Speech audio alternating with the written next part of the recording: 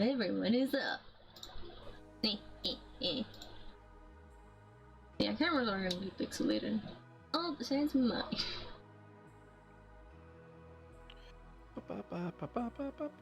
When you have to tell your fam to get off the internet so that you don't crash. There's no one home. I don't know why my brother just vanished from home. I don't know where he is. Cool. Fucking dog. Again. What up, what up, what up? My stream Is is it better your than... I was just making sure everything worked. What's your dog called? I don't have a dog. It's my neighbor's. Oh, I thought it was your dog. No. Sorry. You have cat.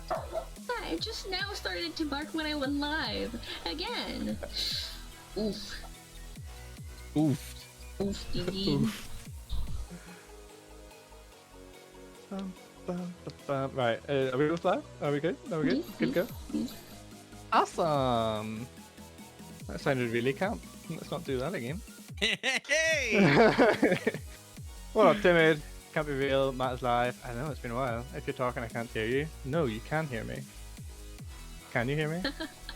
Who's the stunning guest? It's Mr. Spackle. Why, hello there.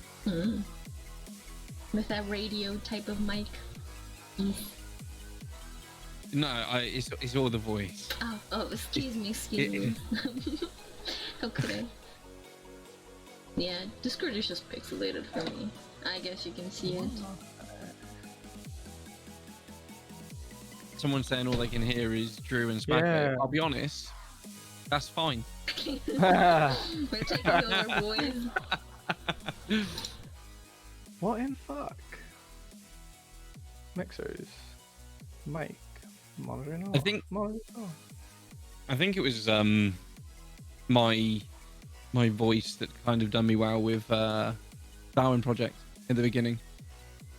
Honestly, your voice is one of the things that captured me. Everyone says Fucking- that. Fucking great. When I done my when I used to do my Darwin Project announcement. For those, if you don't know what Darwin Project is, it's like a flying robot flying around and controlling the match while everyone else tries to kill each other. And it was me doing the announcement at the beginning of the game. We were like, "Who's this guy?" Oh, yeah. Oh, that's cool. I love Matt's confused face.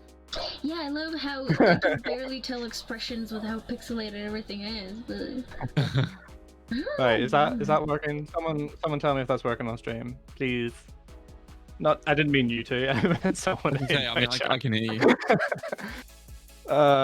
Timid might let me know. I love the way though, he's not sure if his microphone's working, so he's used his microphone to ask his stream if it's working. Yes. Basically, if they don't respond, it's a no. Yeah, I don't know why it does this.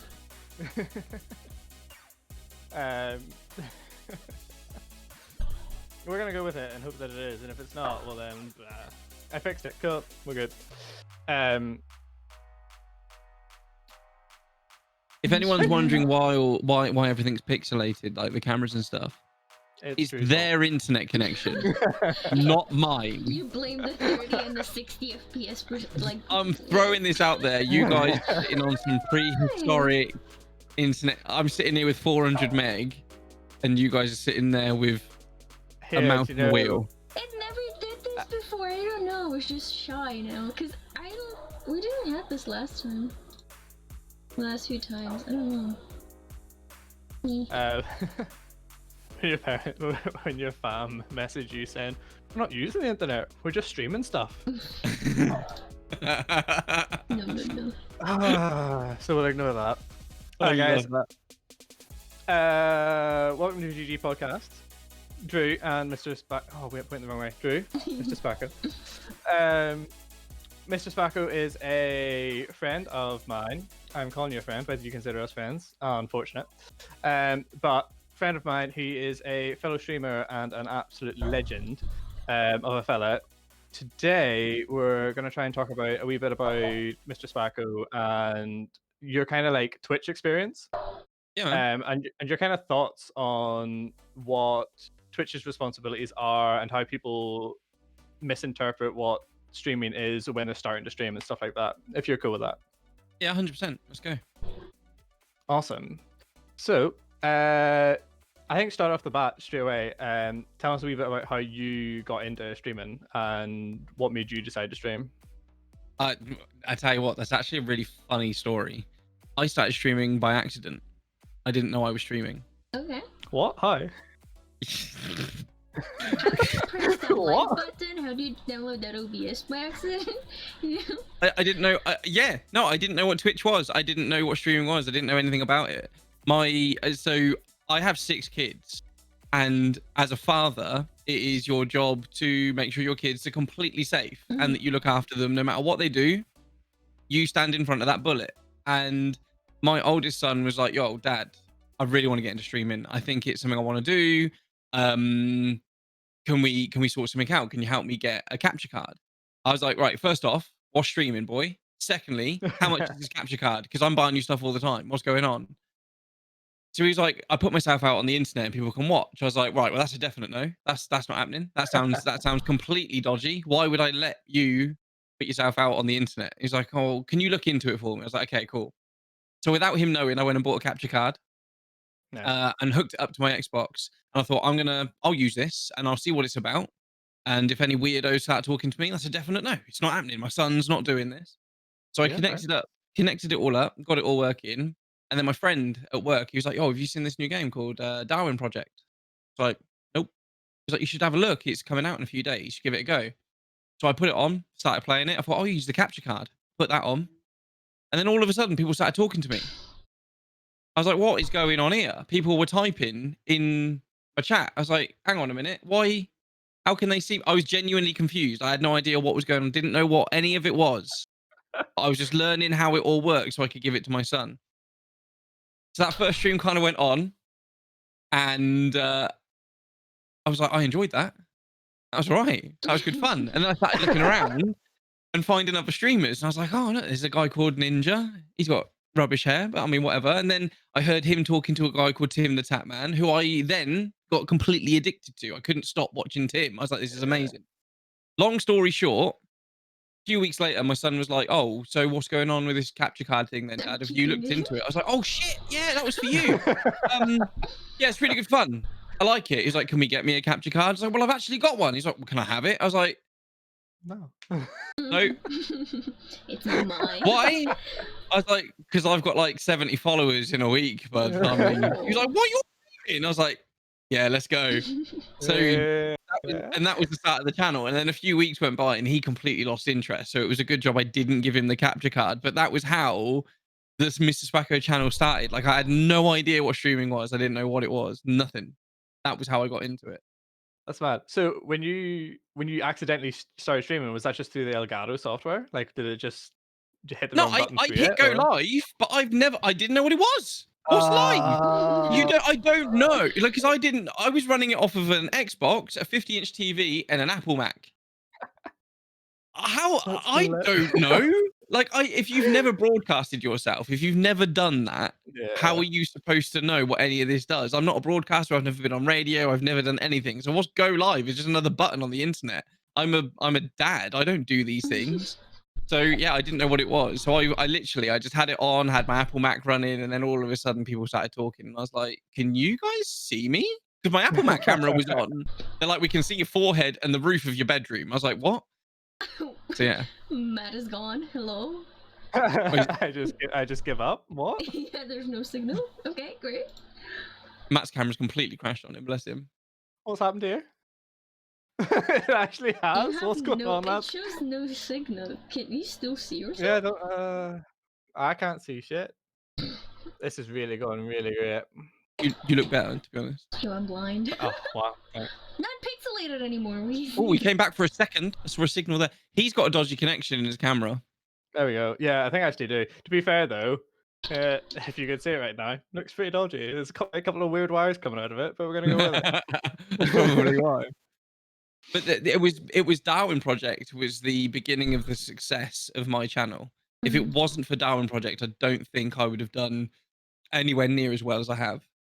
Yeah, because you ended up being partnered or something with them, didn't you?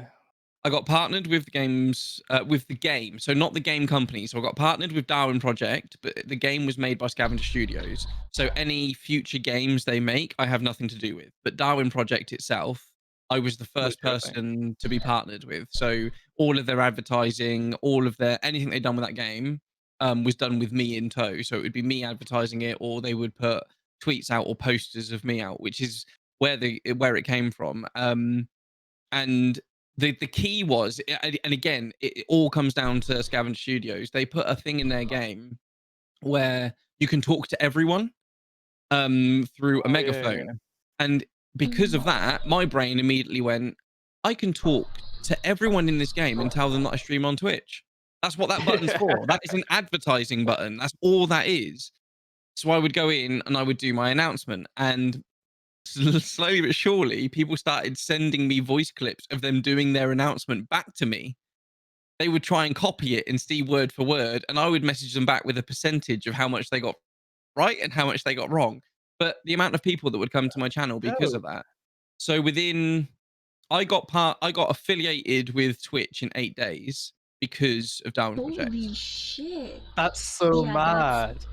And I went from 5 viewers to 180 in 7 days. Oh my. To be fair though, Oh. that was some smart That's advertising. some 300 IQ Like- right there, yeah. It was and the fact it was worked, 'cause fun. people got really into it because they were sending you stuff back. Yeah, people were sending me voice clips trying to copy exactly what I was saying. It was absolutely insane. Absolutely insane, the growth. But That's hilarious. and then that will take me on to like the next bit later. But my should I do the announcement? I mean, Yeah, do it. You yeah. have to. It's what I used to do. So we'd start the game off, all the people would be in the game. And then most announcements, they would hear the director and go, "Hello, this is my game. I'm gonna make it really fun, and I'll give you points if you kill each other." That was most announcements. Okay, That yeah. was what most people were doing. It was some kid in their bedroom just not having fun with it. Whereas I'd come in and go, "Hello, ladies and gentlemen. Welcome to a Mr. Spacko directed game. Some of you may know who I am, but not all of you know who I am, and that's okay. All you have to do is go along to Twitch and look for Mr._Spacko. If you like what you see, don't forget to follow and leave your notifications turned on as well." And I would do that. Damn. And then within seconds, there would be 10 people that weren't in my channel before that are now in my channel going, "I'm in your game." They would stick around. They would then try and get into my next game, and then slowly the numbers would just grow and grow and grow and grow. Damn. was I insane. have such memories of that because I remember coming in to your channel for the first, maybe not the first time, but pretty early on, having I think lurked in your channel before, and I came in and I remember just it loading up and doing some ad, and then suddenly it was just you doing that like announcement, and I was like, "Hold on, what's this game? What's going on?" Exactly. It worked. It worked so well. That's so dope. I think if what- anyone wants to grow on Twitch or on any platform, you need a catchphrase or a catch of a thing that is solely Your you. thing. It is your Yeah. thing. Do you It- have one even- now? As it went on, people were trying to copy it and do their own announcements. And then people would say to them, "You're just copying Spacko." It got to that point. I was Ooh. like, yeah, people Yeah. recognize the original. I like it. So it was good I fun. like it. Do you have a That's so catchphrase dope. now that you use? Do I have a what? Catchphrase now. So I'm trying to change that one. So that's kind of like my thing. So Darwin Project, sadly, the servers are closing down at the end of the year because the game didn't take off. Mm. But I'm focusing a lot more now on YouTube. So now when I open up my YouTube videos, it'll be, "Hello, ladies and gentlemen, and welcome to a Mr. Spacko directed YouTube video. Some of you may know who I've just changed it. So it's the same thing, but just slightly different, which is kind of cool because it means the people that know me from Darwin Project have something to relate to. Yeah. The people that are new to the community think to themselves, actually, there's something, he's done this before. I want to know what his history is. Mhm. He's relating that to something, because I always say, "Oh, that's from Darwin Project," and then I'll carry on with the YouTube video. So it's growing that way. It's just, yeah, it's giving people something to sort of hold on to. I was watching one of your last, not your latest one, because you posted one today or yesterday. Yesterday. And I was watching, I think the one before, I commented on it. It was the one with the really long beep. But I remember I came in and you built like your own. If anyone hasn't he's making videos about Scrap Mechanic at the minute. If you haven't played it, it's really cool, and go check out Spaco playing through it. But you've built a really cool like little studio setup, Yeah. and it started playing, and I heard that, and then you're like, well, if some of you know what that's going on, like, but some of you don't, but that's fine. And I was like, I know what that's from. Exactly. That's exactly what it's for. So It my was cool. setup, for those of you, you can't see it on this because I can't change camera angles, but I've got 5 monitors in front of me, lights, and it's all a bit crazy in here. And I've basically built that setup in Scrap Mechanic. If you don't know what Scrap Mechanic is, it's basically Minecraft on steroids. So I've built my own studio in Scrap Mechanic. Behind me, it says TTV. It's got the little sub button like lit up to one side, and it's got its own studio lighting as well in a game. So it's a studio in a studio. It looks awesome. I thought I haven't seen anyone else do it. Most people do their intro sat on their new car or sat on their new creation, whereas I'm just sitting in my studio. To be fair, though, you used to do, but now you've had this idea, and to be fair, so much better. Something that stands out. Something that stands Yeah. out. Something that makes you different. So the best way to get better at creating content is to watch content.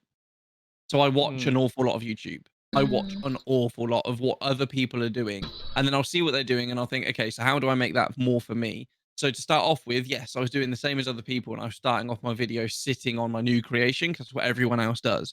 And then I thought, that's not me. They're still doing their hello, but it's not me. So yeah, I made my studio. My studio is kind of what I'm known for now.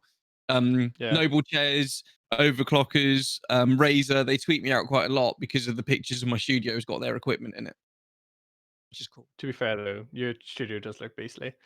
I was thinking in the pictures, in the pictures, yeah. In real life, it's not that great. The cable Really? management, yeah, the cable management is awful. It's dusty. I don't even have a floor. I don't have a floor in this room. Just cables Right? and stuff. This was the spare bedroom, and streaming, like I said, streaming was an accident. Like if we're being completely honest, right? You see the bed behind me? Mm-hmm. It's a black bed. Oh.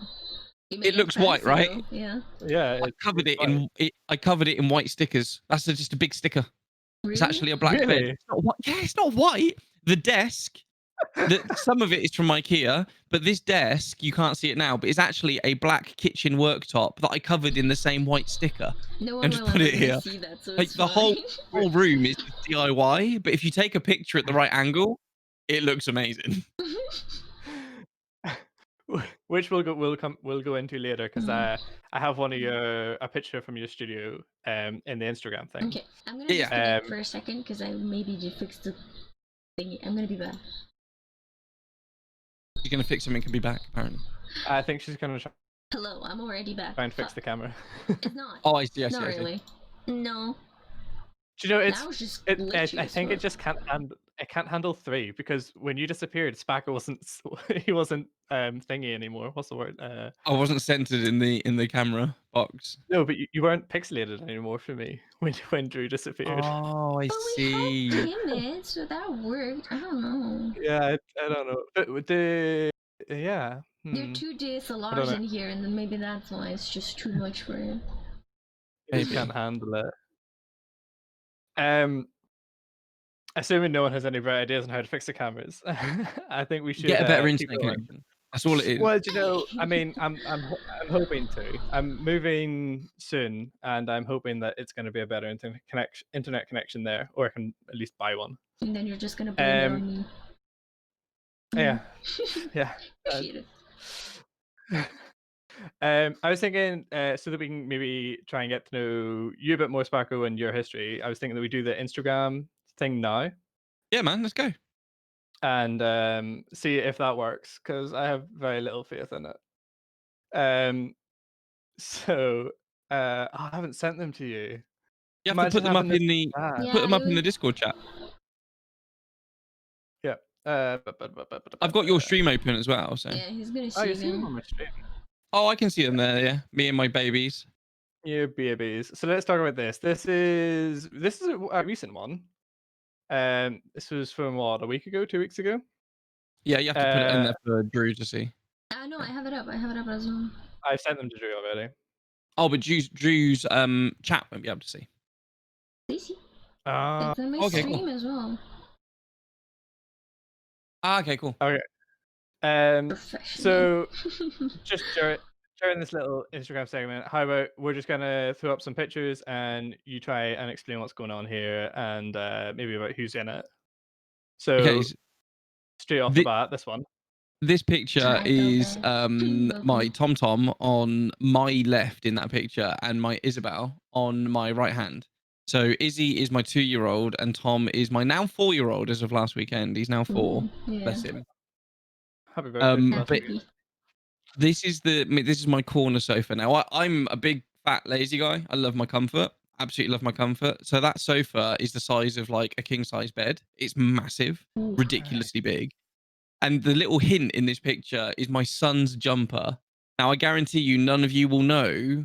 I guarantee none of you will know what the image is on the front of that jumper just from that corner. But it is the Silverstone racetrack flag. Oh no He way! wears that when we're watching Formula One. So we were sitting on a Sunday watching the Formula One together because we're a massive racing family. We love all types of racing. So we were sitting there and then we were just messing around, play fighting, and that was a picture from that. Mm. Super cute. So you love you and your family love racing, not just the Formula One, but you used to do bike racing as well, right? Yeah. Massive into my motorbike racing. Grew up with motorbikes, love motorbikes. There isn't a thing about motorbikes I don't love or know about. Like, even to the That's point where there's things about motorbikes I can't even talk about because they're not out yet in general public. that's pretty dope. It's mad. And these are your only 2 kids? No, so these 2 are my biological 2, and then I have 4 adopted kids as well that are all older. No. Oh, that's so cool. It's pretty cool. Bless them. Okay, So we so got Kane. Kane is the oldest. Then we got Cameron. Then we have got Aaron. And then we got Callie. So my wife was previously married and had 4 kids, and then that relationship ended, and I took on the other 4 kids. But I've been in their lives since. So Callie's 13 now, and I've been in their lives since Callie was 3. So Oh. oh I've wow, been in okay. their life mathematically longer than their biological family. Mm. So they are my kids. Like, I love them to bits. They call me dad. I do everything I can for them, and I don't see any distinct difference between them and these 2. They all live in the same house. We all treat each other the same. The older ones will beat these ones up and bully them and tell them to shut up because they're being too loud. And it's not a case of you can't say that because I'm older. there's none of that. It's like you're all siblings. You're going to argue. Mm. So that's just the way it is. If I give a pound to one, I have to give a pound to all. Oh, It's the way it is. No. that's super cute.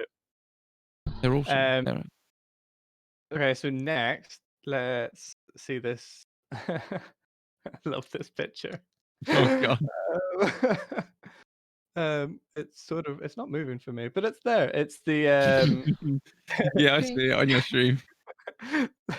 you seem to be holding a pass for something and being very excited for it.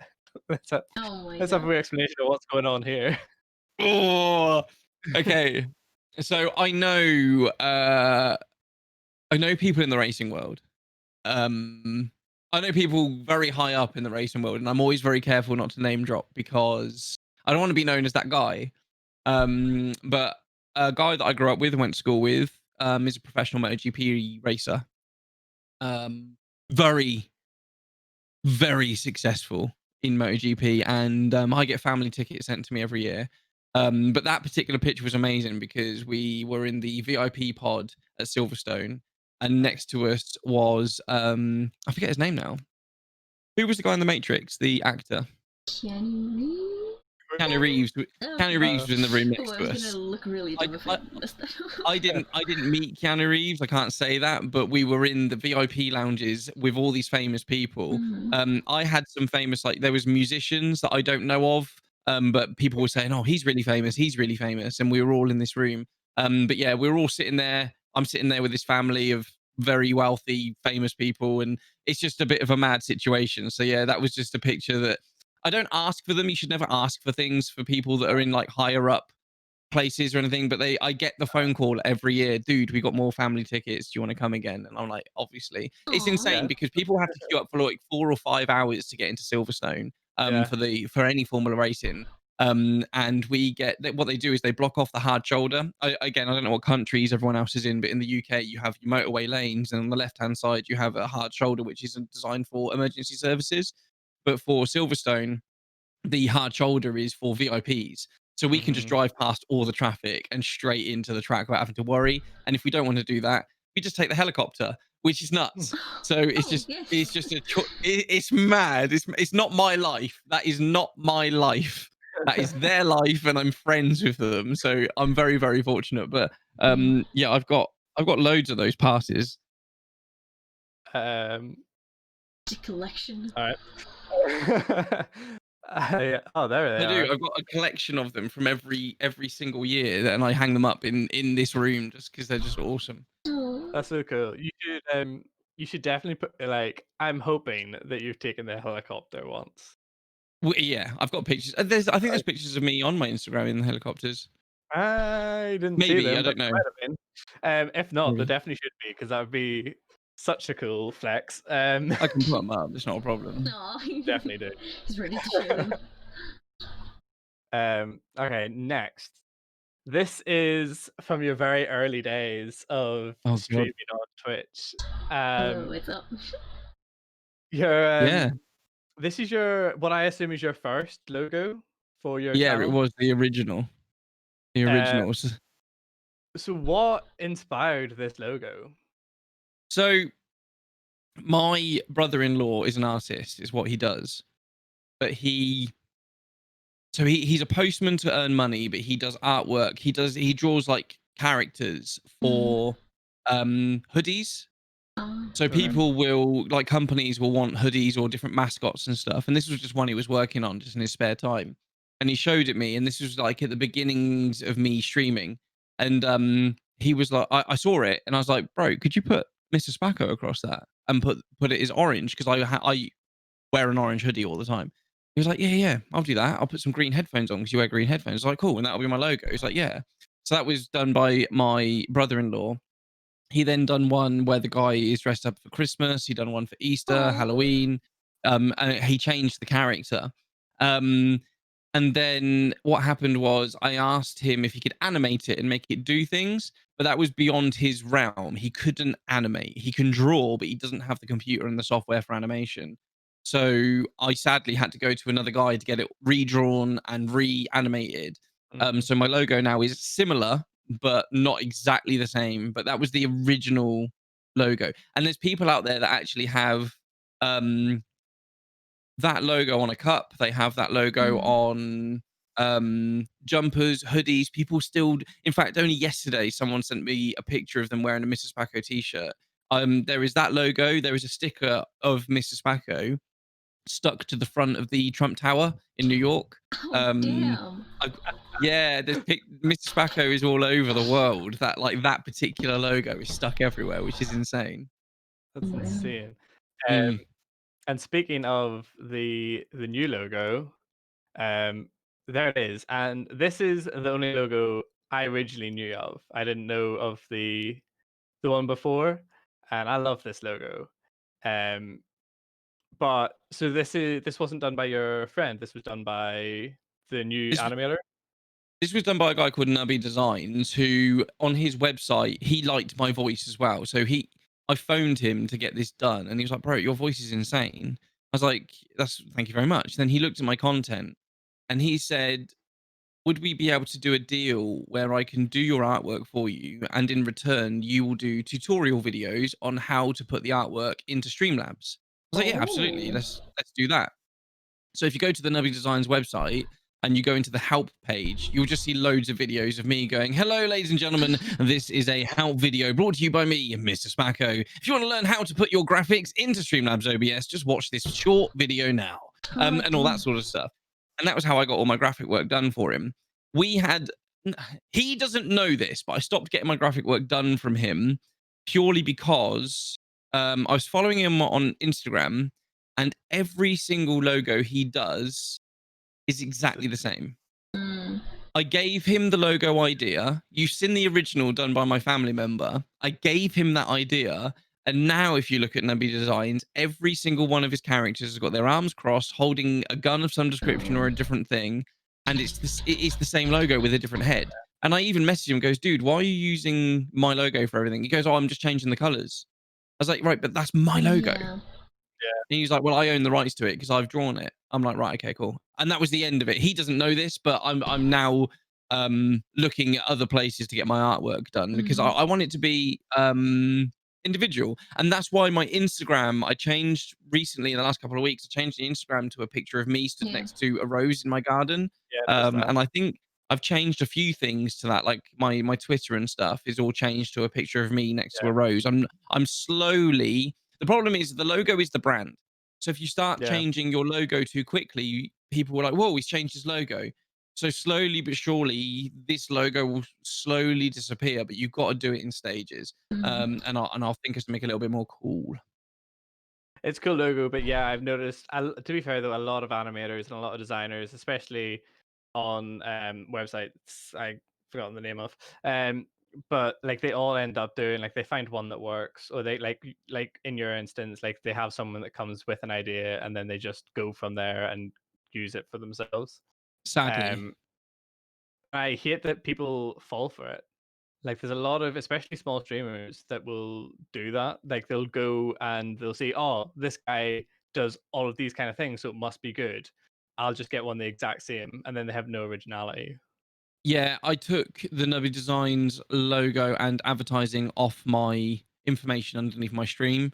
He messaged me, he was like, "You've gotten rid of your banner." I was like, "Yeah, I'm just kind of like experimenting with my banner and looking elsewhere." It was just because I didn't want my viewers that are looking into getting into streaming getting charged £260 for For someone something just to different. change Yeah. just to change the colors. That's all he was doing. I would rather if my viewers have got £260 or £50 to spend on a logo, they were getting £250 worth of original work.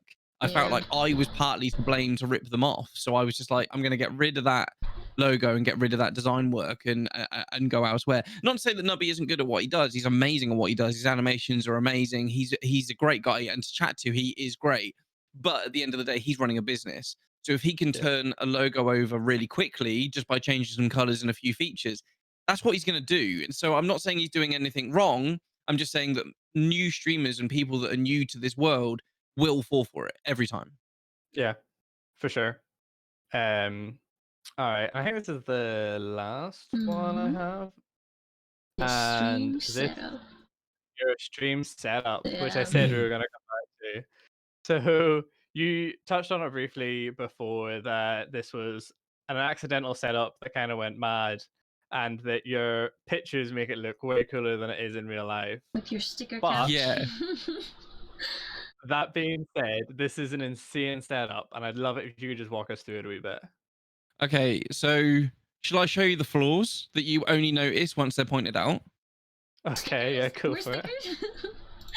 That desk is white. It is it's a black. Yeah. It's a black desk I've covered in a white sticker, like a massive laminate Yeah. The thing. kitchen counter. Oh, yeah. The floor, if you look where the floor ends, that's just floorboards. That's a black rug on the floor to try and cover up as much of the floorboards as possible. There is no carpet. There is no wooden floor. That is just floorboards. So underneath okay. there's like electrical wires and cables and stuff. The foam on the wall doesn't actually do anything. It just covers up holes in the wall where I had my 50-inch TV wall mounted. So they're not there. They're not doing anything. They're just covering up holes.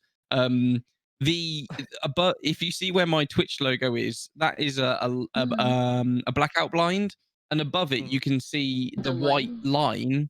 Yeah, that is where I actually ripped down the old curtain, and it ripped away a part of the plaster, so I just covered it with stickers. So yeah, the stream room.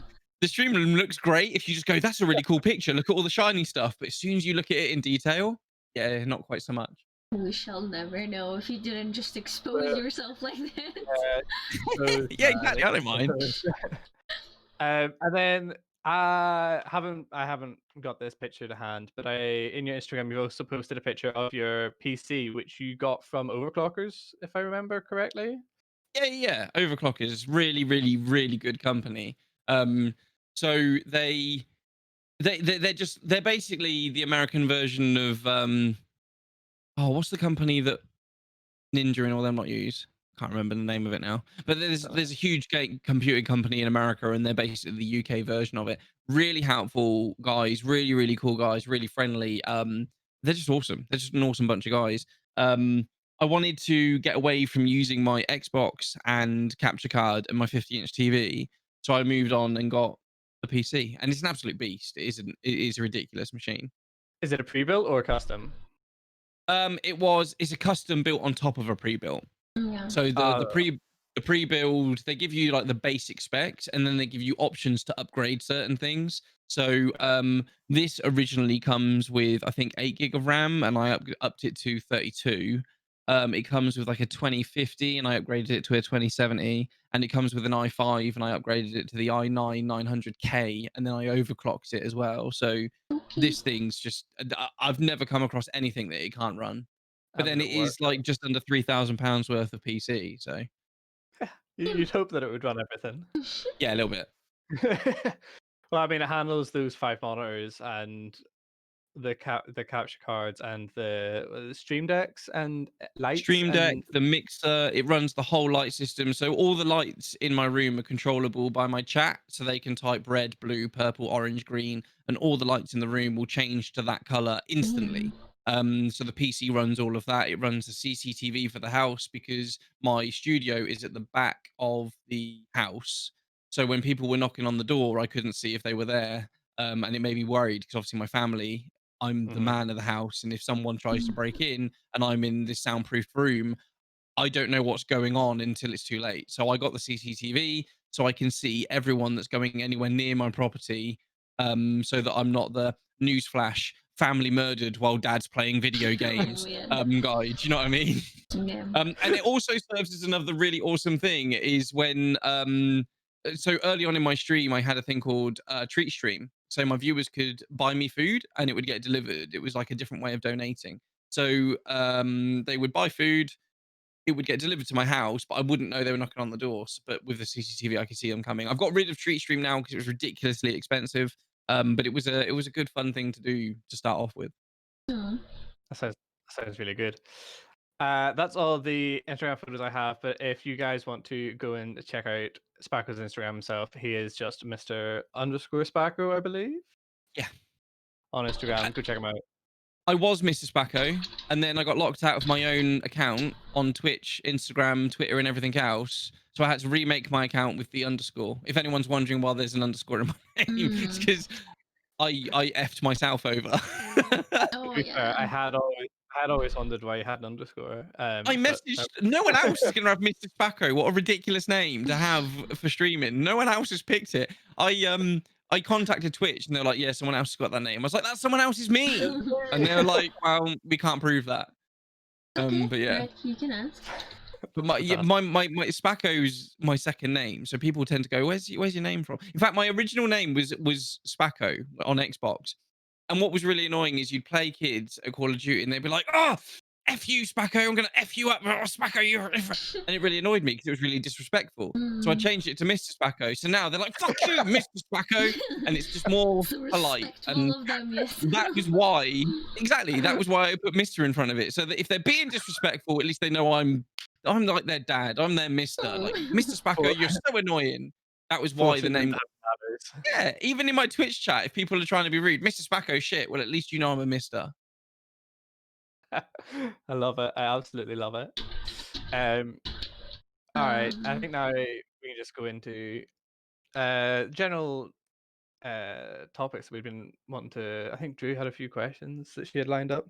Yeah, Red wanted to ask a question, but I don't know if he's here anymore, so I'm just gonna... Okay. Taco also came in the chat and said he loves you, or she loves you. I assume it's She, a he. Taco Stan Queen. Taco Stan Queen's a huge person in my channel.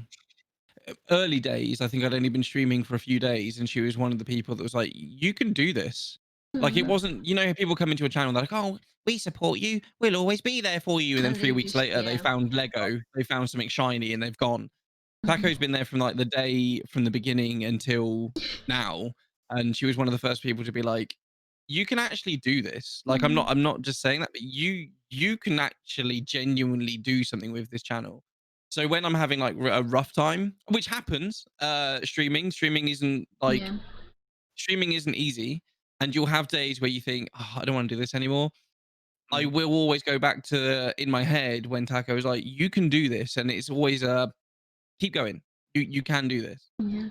Nice. So Red was asking, I mean, this is a question I did want to ask as well. You know, being a dad of 6 kids, Yep. what was his stream schedule like when he started? How often was it? And then my question was more like, how do you handle like streaming and job and like family? Because you know we have kids and it must be My wife's quite a Iron lot. Man.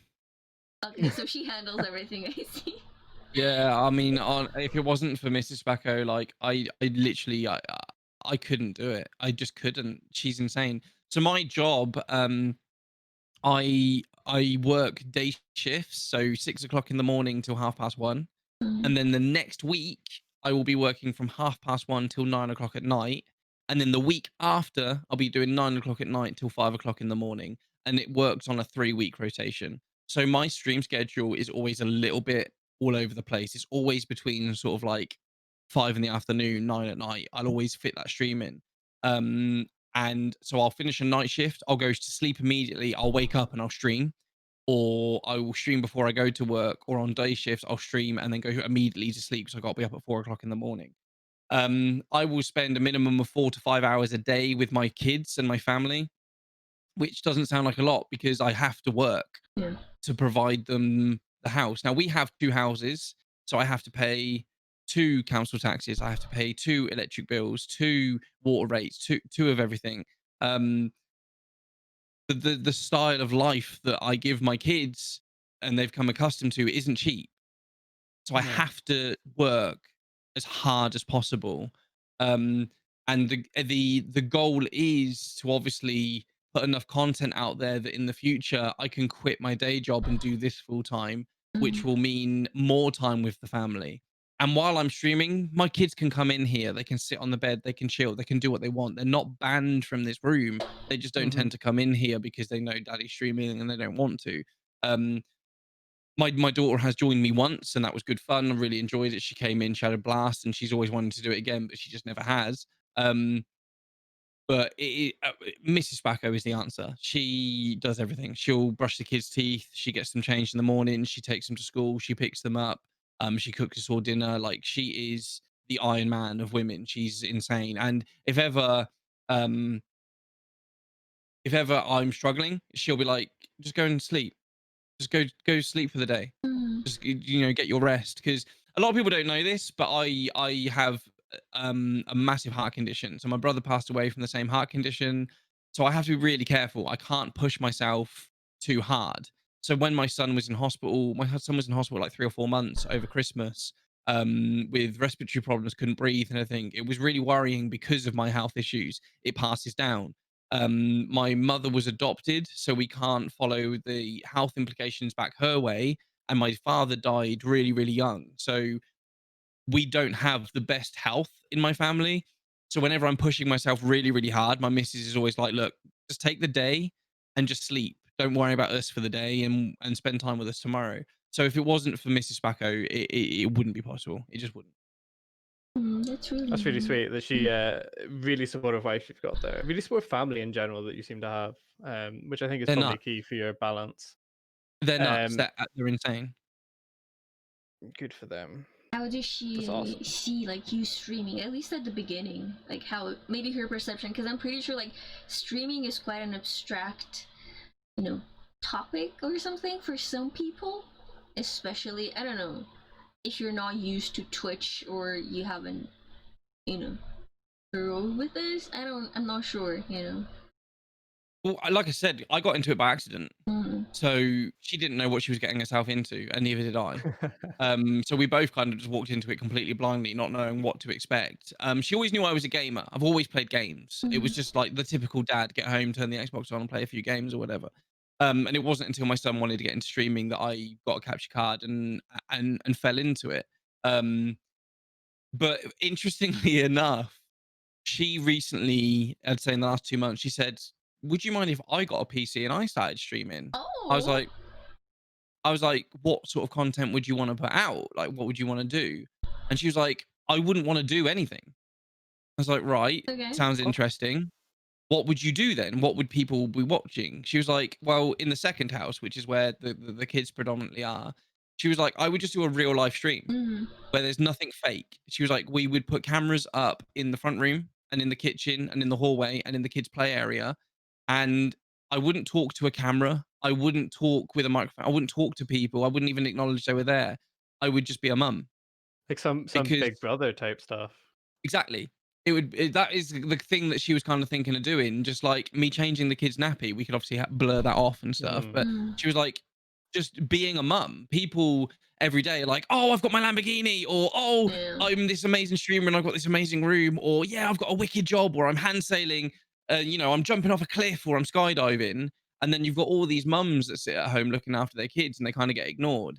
And then they kind of think, well, what's my value? What's my worth? Why am I sitting at home all day supporting other people living their lives? And people don't see what I do on a day to day, but I don't get told I'm a hero. I don't get told, people don't donate me money for just being a mum. Why can't I do and put fresh content out there? I've not seen anyone else do anything like that. Mm. And I was all supportive for it. And then slowly but surely, she kind of thought to herself, maybe, oh, I don't want to put myself on camera. I don't look good all the time. And I'm like, yeah, but that's the whole point. Yeah. It's proving She's that, real. mums don't have to look good. You're a real person. My missus doesn't wear makeup. I don't like makeup personally. It's a personal preference. She doesn't like wearing makeup because she doesn't want to spend hours looking in the mirror all day. And she doesn't need it. My missus is this tiny little woman with long ginger hair. She's awesome. I love her to bits. So yeah, just being a mum. She wanted to put out content of her just being a mum. And I Mm. was like, that's cool. So she loves the fact that I stream. She loves the fact that there's a following behind me. She loves people tweeting at me. She loves all of that sort of stuff. Mm. That's Pretty good. That's cool. really So good. was it hard? I suppose it wasn't. I wasn't like all of a sudden a change in lifestyle because you accidentally started streaming, and then I assume it just kind of started to progress and progress. So she didn't. I assume she didn't really have to suddenly adjust to you. Okay, I'm streaming. Like I stream these days this long. Like it wasn't like a No, big thing. It was just no. oh, this is a thing. I'm playing games. I started gaming more to get more content out. And I burnt myself out in the beginning. I was streaming for like 4 or 5 hours a day and struggling for content. I was streaming every day because I was of the opinion of I have to be on Twitch all the time for people to Yeah. find me.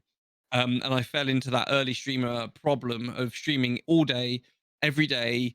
As soon as I wake, streaming, and it got addictive because my numbers kept going up, because my numbers were constantly going up and everything was going amazing.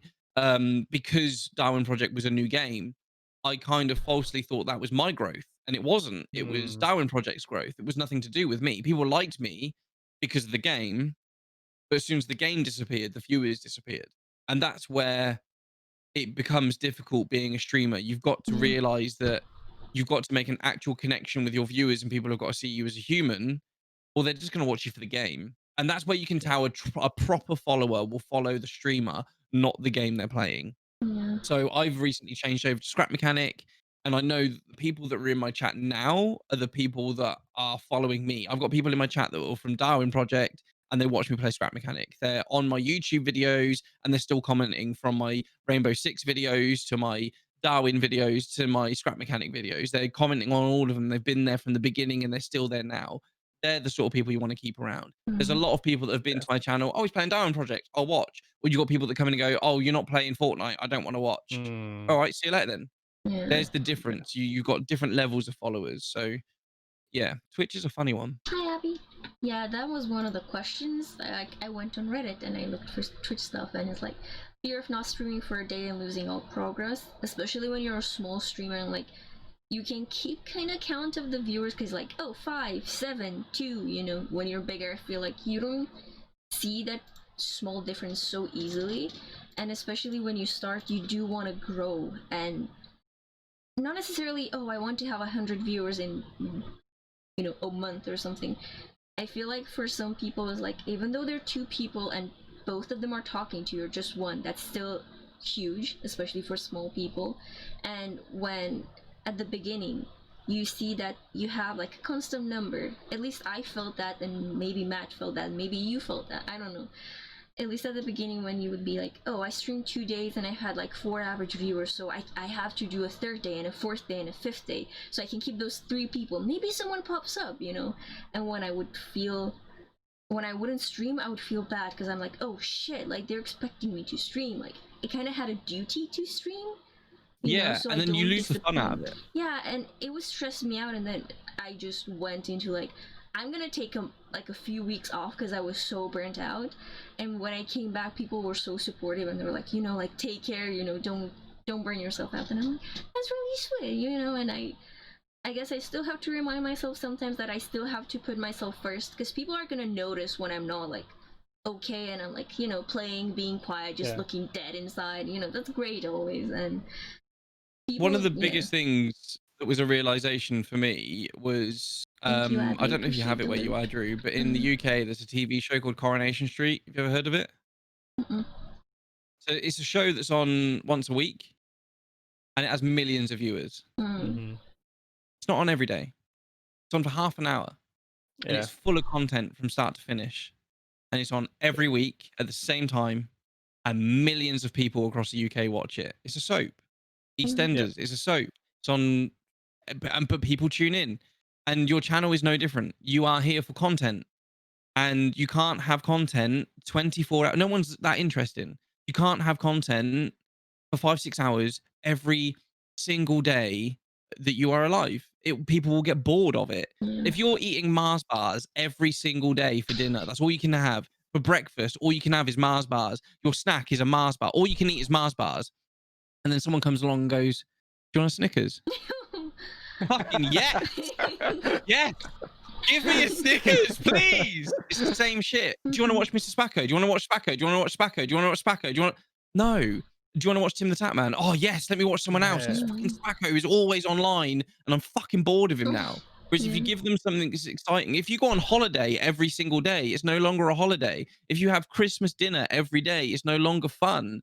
You look forward to Christmas dinner because you have it once a year. It's just, you should see your channel exactly the same way. You have to make people want to watch you and wait to watch you. The wait, like Christmas Day and opening your birthday presents and things, is the anticipation is just as good as the gift at the end. And your channel should be seen the same way, which is why I stream 3 days a week for 2 hours.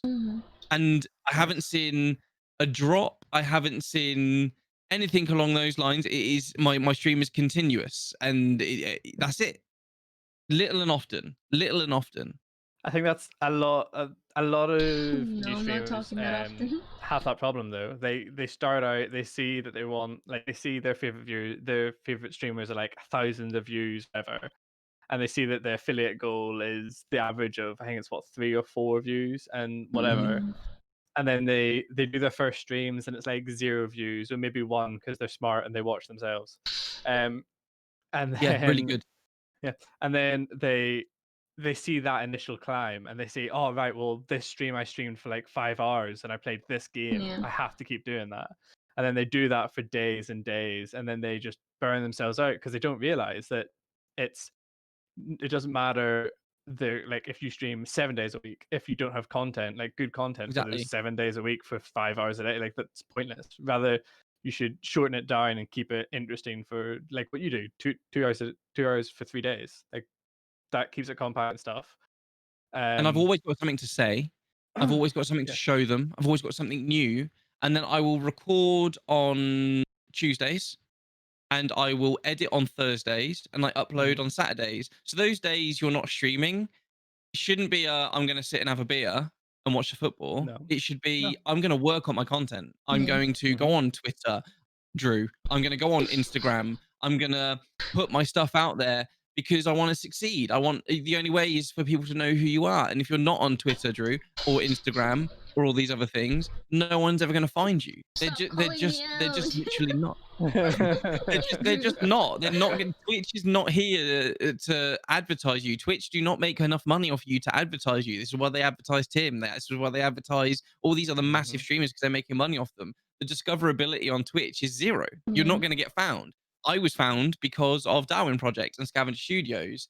You have to be on other social media and bring them to your Twitch channel. YouTube is 24 hours. It doesn't turn off. So you're getting people in all different time zones all across the world can see your content.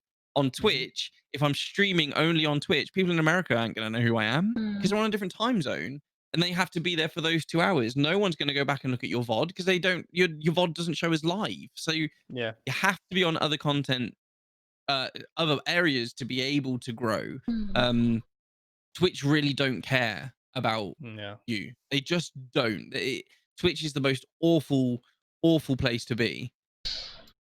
I remember some of the best advice I was given was that, and this is when I decided to make a YouTube channel, that you grow a little bit when you're streaming. Yeah, you'll have people come in and see you and they'll enjoy it, but you do all of your growth while you're offline, while you're asleep, while you've just posted that upload button and you've went to bed. That's everyone else in the world being able to see that for the time you're sleeping, and Mhm. that's when you'll get those followers because they'll find the YouTube channel, they'll see that one video that they liked, and they'll go see more. They'll go look to see if there's more content. And then when they find out you have a Twitch channel, they'll go look at that and they'll be like, oh, he's not live right now. I'll come back when he's live. It's the Exactly. best advice I was given. And that's when I decided to start my YouTube channel. And then obviously get on Twitter and start trying to be more productive and stuff on it. Well, I do have a Exactly. YouTube channel. Just Twitter is. I forget. Okay, my memory's. That's the problem. With Twitter me. is actually up there with the #1 discoverable app. Twitter is the most discoverable place on a chart. If you look at apps and if you look at social media, Twitter is #1. You can Mhm. tweet at anyone and they read it. They'll see it. Companies will Yep. see it. And tweets that are just words, people don't engage with. A tweet with a video or a GIF or an image, they get much more Yeah. much more viewership. So you should always put those into your tweets. Yeah, I'm active on Twitter. But the other really important thing, and this is the thing people don't ever really see, is if you put a tweet out and someone likes it or whatever, and you look at their Twitter account, look at the amount of people they're following to the amount of people that follow them. You can see a fake Twitter account really quickly. Mm. If they've got 10,000 followers and they're following 11,000 people, they are a follow for follow streamer or person that believe in fake growth. Yeah. This is why everything of mine grows really slowly. Take that how you want. That's going to get clipped out. That'll get made into a joke. Yeah. But all my social medias grows really slowly. So my Twitter, I think I'm on like, I don't know, 200. I don't even know. I think it's like 200 followers or whatever on Twitter. But that's fine because they're real. They're real people that want to follow my content. And I think I follow like 180. The people that I follow are under the amount of people that follow me. Yeah. And that's done on purpose. And it's the same with my Instagram. I will not follow for follow. People send me messages, follow for follow. I got followed by the same person 3 times last week because he followed me, hoping I'd follow him back. I didn't. He unfollowed, Oh no. followed me again, and then followed me again. And he just doesn't realize who he's following. He's just walking through, just hitting follow, hoping these people following him back. And then he'll go back later and unfollow everyone to get fake numbers. It's ridiculous. Yeah, there was like another thing I found on Reddit. When a streamer asks you to follow, for example, you go into a small streamer's chat. You chat for a bit because it's interesting and stuff, and then someone said that, you know, he went into a stream, talked, and then at the end of the stream, the streamer was like, oh, you know, name, would you not, you know, follow, and something like that. And the person didn't feel like, oh, it was like pressuring, it was just feel not the right time or the right place, I guess, because he watched, okay, he interacted, but at the same time it wasn't something that he wanted to come back to, and he just left. So I feel like it's kind of the same thing with like, oh, there's a new person, tell them to follow, you know. You can give them also the option, you know, if you like the stream, check YouTube, check that, join the Discord if you want. I see you next time if you're here. But it's not like, you know, you personally follow, like I watch it, you know, like that's just kind of, you're expecting something of someone, and they've already done a lot by being there and chatting to you and letting you know they're there, you know. And This is the important thing: is people should follow you for your content. Don't follow for follow. Like I only, if you look at the people I follow, it's genuinely because I like their content. And if before I hit that follow button on any channel, I always think to myself, am I ever going to sit at my PC and watch this channel? Yeah. Because if I'm not, I'm not following. And it's not because that person's doing a bad job. It is not because their content is bad. It's because I cannot dedicate the time to them to actually watch them. Mm. Something I tweet out every now and again is I don't do hollow follows. If it's a hollow follow and it means nothing, don't do it. Hmm. Do not No. follow me. Do not follow my content. Don't follow my Instagram. Do not follow my Twitter if you don't think you can devote the time to Yeah. actually sit and watch or actually follow me. And that's not me being an arsehole. Like, don't follow me if No. you can't devote the time. It's an honest. I would rather Mm. have 10 people in my channel that talk to me that want to be there than 30 people and 20 of them are just sitting there going, "You're a dick. I hate you." I ban people immediately. I think Yeah. my ban list is bigger than my follow list. If Oh, anyone comes in, jeez. Amiga lol, you've got no hair. Obviously, I know. I shave my head. See you later, buddy. If you want to be abusive, go somewhere else. My channel is designed for people to have fun and feel safe. Mm. And a lot of channels advertise that. A lot of channels, I want this to be a safe place. I want everyone to feel like they can talk. And then as soon as someone talks, they take the piss. Try that in my channel. See how quickly you get banned. You'll get Yeah. banned really quick, like really fast. Like I Yeah. genuinely don't care who you are. You'll Mhm. get banned. Yeah.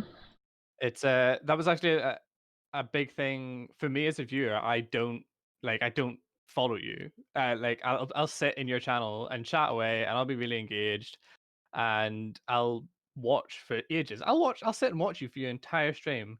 But it's only at the end when you're going offline or when I need to go do something else, I'll consider following you. Like I'm not gonna jump into stream and just immediately follow you. Like that's just not something I do, and I don't expect other people to do it. If people jump into my stream and decide to follow me straight away, I mean, thanks, but maybe see if you like what I'm doing first, Yeah. because I don't The, understand the whole hollow follow thing. Like I don't see why you would do that. Yeah. the other thing I do get Mhm. is because when people follow me or my lights flash, Hello. if I'm streaming, it won't do it now. But if you Uh, stream, my lights flash, so someone will go, "Did his lights flash because someone followed?" And then they'll go, "I'll follow because I want to make his lights flash." That's Mm. kind of cool. And then the more people that follow and they realize they can control these lights, like the nano leafs and everything, and they're like, "If I become a sub, I can change it to whatever color I want." It's giving them something. I hated being a streamer where people would sub to me and they got nothing for it other than an Mhm. emote. Mm. Hated it. It really wound me up. It's like, I love the fact that you want to support me, but I want to give you something back. So this is why I paid a lot of money for the light system, so that if you are a subscriber and you've got a particular color you like, you can do exclamation mark, type your name, and it will be your favorite color will come up. Mm. You can tell me what your favorite color is, and that's what you got. Everyone's got like this little tree, and they put post-it notes on. That's lovely. Well done. Turn your fan on and watch your post-it notes go everywhere. Everyone's got these little things where they do things, but I thought that was kind of cool. You can Yeah. control the environment in which I'm sitting in just because you support me. It's giving something back. That was really freaky because Hero Texas typed exclamation mark orange in my chat, and your light went orange for like a second, and I was like, wait, what? Magic. Texas is the good old boy. He's always in my channel and he has like light battles with people. He'll just type exclamation mark orange. And I swear he copies and pastes it because he sits there just Yeah. spamming orange Aw. just so people can't. He broke my light system once. I had to put a I, timer on it so he couldn't keep doing it. I've had light battles with Texas in your chat because I'm a purple Oh. guy personally. Yes. I'm a So purple anytime guy. Yeah. I like Okay. purple. Background Batman. Uh, Do you have a question, man? no, you can keep going. I mean, I Okay. have some up, but not the ones you sent me. So. Yeah, it's more like Red asked. I have a weird question. How much do you edit your VODs, or do you make new videos for YouTube? I put totally fresh content out for YouTube. Mm. I don't put my I used to put my streams out on YouTube. But I would find the people that were in my stream wouldn't then go and watch the YouTube videos because they've already seen it. Mm. And I didn't see any growth there. I think personally I think it's a little bit lazy. A lot of the bigger streamers will do it. A lot of the bigger streamers, if you watch all the Tinder Tap Man, you watch Ninja, Mm. you watch all of their YouTube videos, they're all ripped from Twitch. And there's copyright reasons why you shouldn't do that as well. If you are streaming on Twitch, We're you talking can't about Twitch in upload that general. content for 24 hours onto another platform. Legally, you can't do that. So the videos you're watching of Tim and all these other big streamers are 24 hours late. You're getting Yeah. old information. Um, so I think keeping it fresh and having completely separate YouTube content to your Twitch. So on Twitch, I use my camera, and slowly but surely, I've gone to YouTube and I'm not using my camera. My YouTube videos are more immersive, and it's not Mhm. about me; it's about the story in the game that I'm playing. So I don't turn my camera on anymore. My first Scrap Mechanic video, I've got my camera on. And it's made me feel uncomfortable. I couldn't like pick my nose, so I had to get rid of the camera. Yes. Priorities. Yeah, I know. Like Yeah, with the 100%. camera, when you have it on, you're more like aware that whatever you do, people are gonna see you, and it's like, oh, okay. So you know. So, okay, I've never said this out loud. Do you want, I'll tell you something. I've never, ever. There's only one person in the world that knows this ever happened. Yes. All right. Go on, go on. There's no clip of it. There's no VOD. It all Oh. got deleted. Oh. Everything got deleted. Yeah. Right. I once came home from work and turned my PC on. I went and had a shower. I came back and Windows had done an update and it had run all my programs and turned my camera on and made me go live. And I walked back into my room naked. I Yeah. love it. I then got a Discord message, like a DM from a friend, and my phone was going ding, ding, ding, ding, ding, ding. I was like, "What is wrong?" And I looked at my phone, and this was before I was a big streamer. This was well, I'm You're not even big naked. now, but this was before I got like too big. Mhm. And I managed to turn around. I saw one viewer, and it was that one guy who was messaging me. And I shut it down so fast, deleted the VOD. And bless him, he's never mentioned it. He's never commented. He's never said anything Oh. about it. But yeah, that was one. So now I do not turn my PC on until I am ready.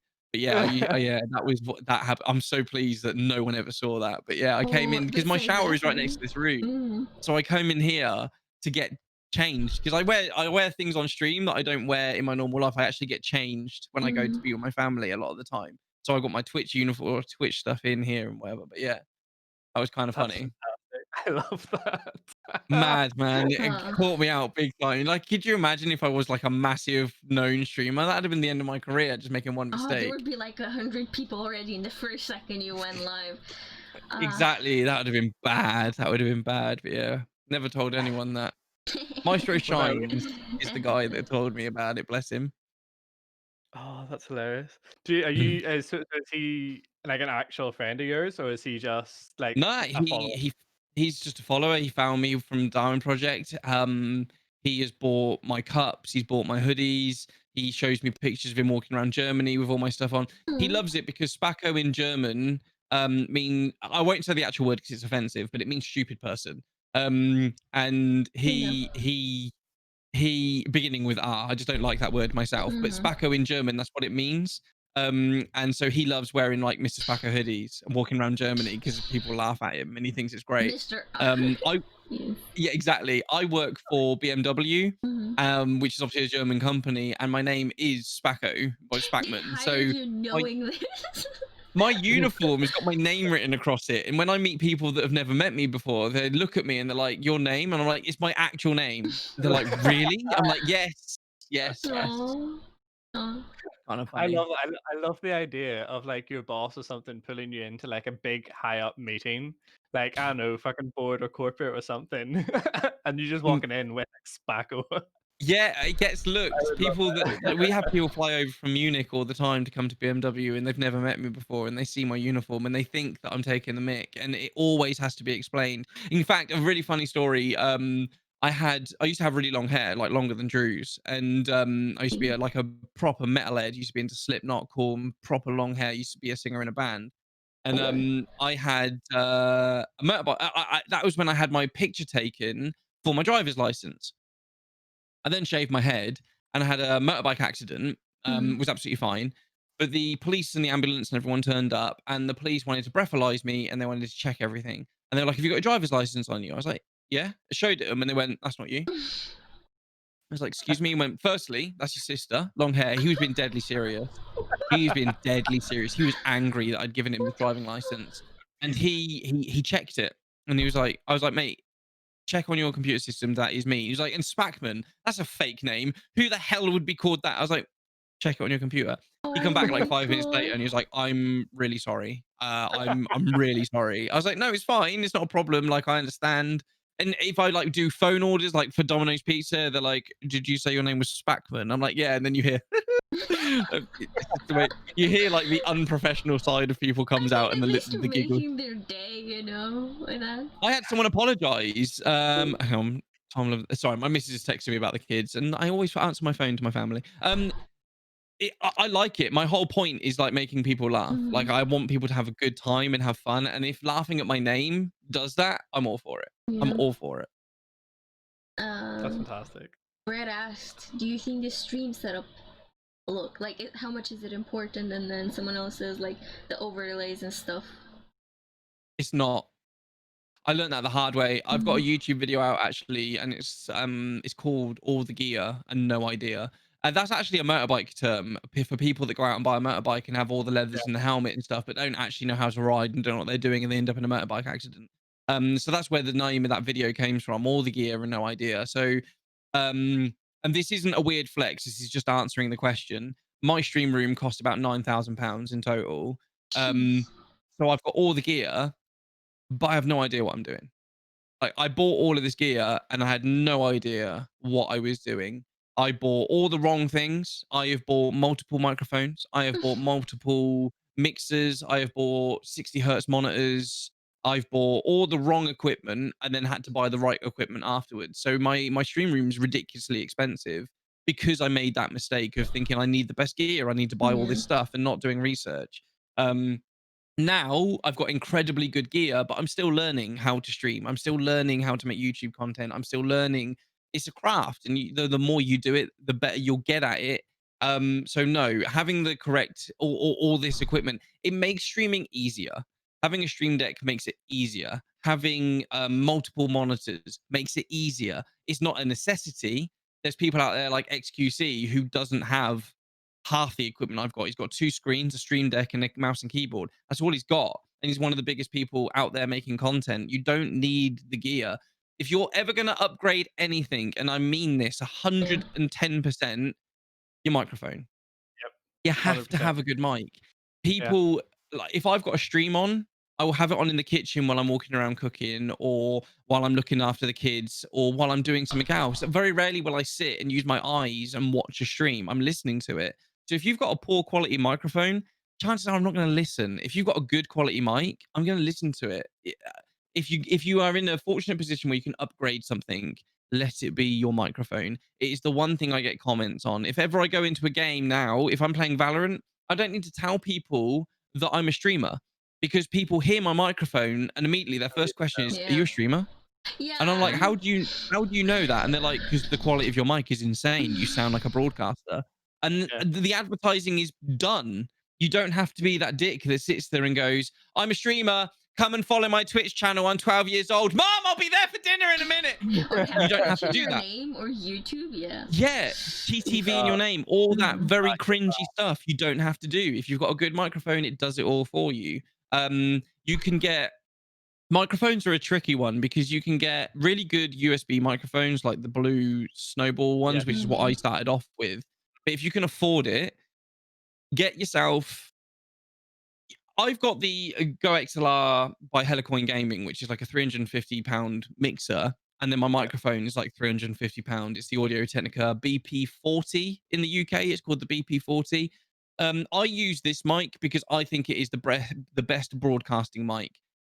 There's only one other streamer that uses this microphone that I know of, and that is Tim the Tapman. Mm. So I think I this know. is the best mic out there. I know other Sure, you streamers. do. Oh, do you really? Amazing. Yeah. It's a great mic. Loads of people go for the Shure 7.1 MB, which is a very good microphone, but it doesn't get the deep sounds as well as this one does. If you can't afford these, you can get a very good Audio Technica, the AT2020, which is like 80 quid. And then you can get an interface, which is basically a mixer. So you can use XLR microphones with a PC, and they're about 80 quid. So you can infinitely upgrade your sound for less than 160 quid. You can get a Yeah. really good sound setup. This setup that I've got is actually too good for Twitch. It sounds better on Discord than it does in Twitch because Twitch doesn't allow audio bandwidth up to a certain degree. Yeah. So my audio is putting out a lot higher information than Twitch will allow. So if you was to listen to me on Discord, it sounds better. If you Mhm. watch my YouTube videos, it sounds better than it does on Twitch. But get whatever you can afford. But I would definitely say the microphone is definitely the best one to go for. Uh, Baron von Mitch said in my chat, talking to microphones, the new King B XLR mic has just been released and is getting raving reviews. Hey I Baron, have you wonderful man. I've never heard of the King B XLR, but maybe something worth looking into if people are looking at um, new microphones. Definitely. I Baron says um, I remember when I was originally getting, because I used to have a shittier headset than this. I do have an actual XLR in that bag, but it's just not here. Um, but I remember when I was first looking at getting new microphones, people kept telling me to get an XLR because you've better control over the levels and stuff, and Hmm. especially when you get a mixer. I was like, yeah, fine, makes sense. But the thing that convinced me the most to get a new microphone was the fact that I found myself listening to streams more than watching them. Yeah. Um, but also, like you said, that like if you say you collaborate with someone, say Drew is streaming and I'm playing with her, or I join you, Sparkle, in a stream, people will hear my microphone and they'll be like, "Oh, that's a really good microphone. Ah, maybe he does stream. Maybe he. Oh, yeah, maybe." And then they'll Yeah. go and try and look me up. Like that's a thing Exactly. that a lot of I found, like, because I found um there's people on that me and Drew know, Teo and Kiri, and I found Katie from Teo's streams because I heard her mic and I was like, that's a really cool mic. And then I was like, maybe she streams too. And I found out that she streams and she makes YouTube videos and stuff. And I was like, oh Exactly yeah, that. cool. That's awesome. The microphone, Um, the microphone does the advertising for you. Yeah. It's the yeah, best thing you really can does. buy. It is the best Yeah. thing you can buy. The Whether thing it's with, sorry, carry on, Matt. I was just gonna say whether it's USB or XLR, it doesn't matter. If you get a good quality one, it does it for Mhm. you. The one thing I would say is with USB mics is if you spend £100 or $100, doesn't matter, on a mic, on a USB mic, you're only getting a £50 Yeah. microphone Mm. because the other £50 is going into an amplifier that's built into the USB mic. Um, so you're getting half the quality of a microphone that you want. Also, that amplifier will then argue with your sound card in your PC. So you always Yep. get a slightly tinny noise because your PC is trying to work out which sound device to work from. If you get an XLR and you have a dedicated mixer and you spend £100 on an XLR mic, you're getting £100 worth of microphone. You're not Yep. buying a mixer. That's why getting the two separate things is definitely a massive benefit. That's why it's so clear when you've got a good microphone. Is it Mhm. you spend the money on a microphone before you get a camera, before you get fancy lights, before you get a Mhm. second monitor. Definitely the microphone, and then I would say it's either a monitor, the second monitor, or a Stream Deck. Yeah. If you got those things, you're away. I personally would say a monitor before a Stream Deck because it means you can have your chat open Mhm. and the game. Yeah, Stream Deck's handy, makes your life a whole lot easier as a streamer, but make your life easier to start with by getting the second monitor. Whether it's a yeah. really cheap, like the one that like your school would use, or whether it's a fancy one, it doesn't matter. Just another screen. Mhm. Hmm. Abby was asking, what the was the budget microphone for beginners like around $50? Is there like any good cheaper? I It, guess. I would aim for around 100 bucks. Mm. The Audio Technica AT 2020, really good microphone. You can get that in USB and XLR. Hmm. It depends on whatever you want to use your system for. So the AT 2020 by Audio Technica is good on both levels. So yeah, say around 100 bucks, Mm. you'd be fine. Yeah. You can get like the blue ones, like the blue Yetis and the blue Snowball. I started with a Snowball and it was fine. They're good as long as you don't have a lot of ambient noise. If you've got people in the Yeah. background, because they pick up everything. So my Yeah. microphone, if I put it in camera now, is aimed at me. If I aim it Hmm. away, you can't really hear me. It's aimed here. Whereas with Mm. the Snowball, it It's picks up like audio everywhere. from all around it, Yeah. everywhere. So that's why these mics, they're directional. They you have to aim it at you. Mm. So the Snowballs are good to start off with, but or the Yeti mics. But if you can afford to go for an 80-20-20, which are directional, whether they're USB or XLR, then do that. Yeah. See, that's the thing that I don't. That's the thing that I tend to suggest to people when people come in and say, "Look, I have a £50 budget. I want to buy a microphone," or they come in at a £50 budget. I want to buy a headset. I'm like, right. Well, you have a £50 budget now. why don't you save that £50 Yeah. and get £100 budget, and then you can buy something so much better that you won't have 100%. to upgrade when you decide, do you know what, that was a stupid purchase. Yeah, exactly. You get the things that are going to help you grow before you go spending money on everything else. Yeah. Like the last thing I think I bought, well, actually, the last thing was the Nano Leaf because it wasn't important. It's just a fun thing from the channel. But my chair, I got it just before Christmas. And I didn't buy this. This chair wasn't, I didn't purchase this at all. This chair was bought by my viewers. I put up that I wanted a new chair. I put up I've never done it before, but I put up a donation goal. I Mhm. don't like them. I see them as a bit of a begging situation, but people kept asking me, "What can we buy you for Christmas?" And I was like, "You don't have to buy me anything. I'm just a streamer. I'm just here to make content. You don't actually have to buy me." No, we want to send you something. I was like, "Well, the only way I'm not giving out my address, so I'll just put a donation ticker in, and then what I would really like is a chair." So within a 2-hour stream, I think I made about 80 quid Mm. on that. And Nice. then I think about 2 days later, Taco Stand Queen said to me, she went, "How much more do you need to get your chair?" Now I know Taco, so as soon as she asked that question, I was like, shit. Because I Yeah. love Taco, but she's always the one that does it. She's too fucking nice for her own good. She's just too nice. Like, you know, when you meet people that are just too nice, that's her. Yeah. So I didn't want to say anything. I didn't want to say it to her because I knew where it was going. And as soon as I opened my mouth, it was there. But what's funny is she didn't quite get the rate right because she's in America. She got it slightly wrong. Ah, Oh. oh So it wasn't no. quite enough, which I was happy That's with. I was like, close. cool. But I didn't say anything. About 10 Yeah. minutes later, she was like, your donation ticker hasn't gone up to 100%. What's gone on? I said, oh, I don't know. Don't worry about it. Oh Let's carry on no. playing.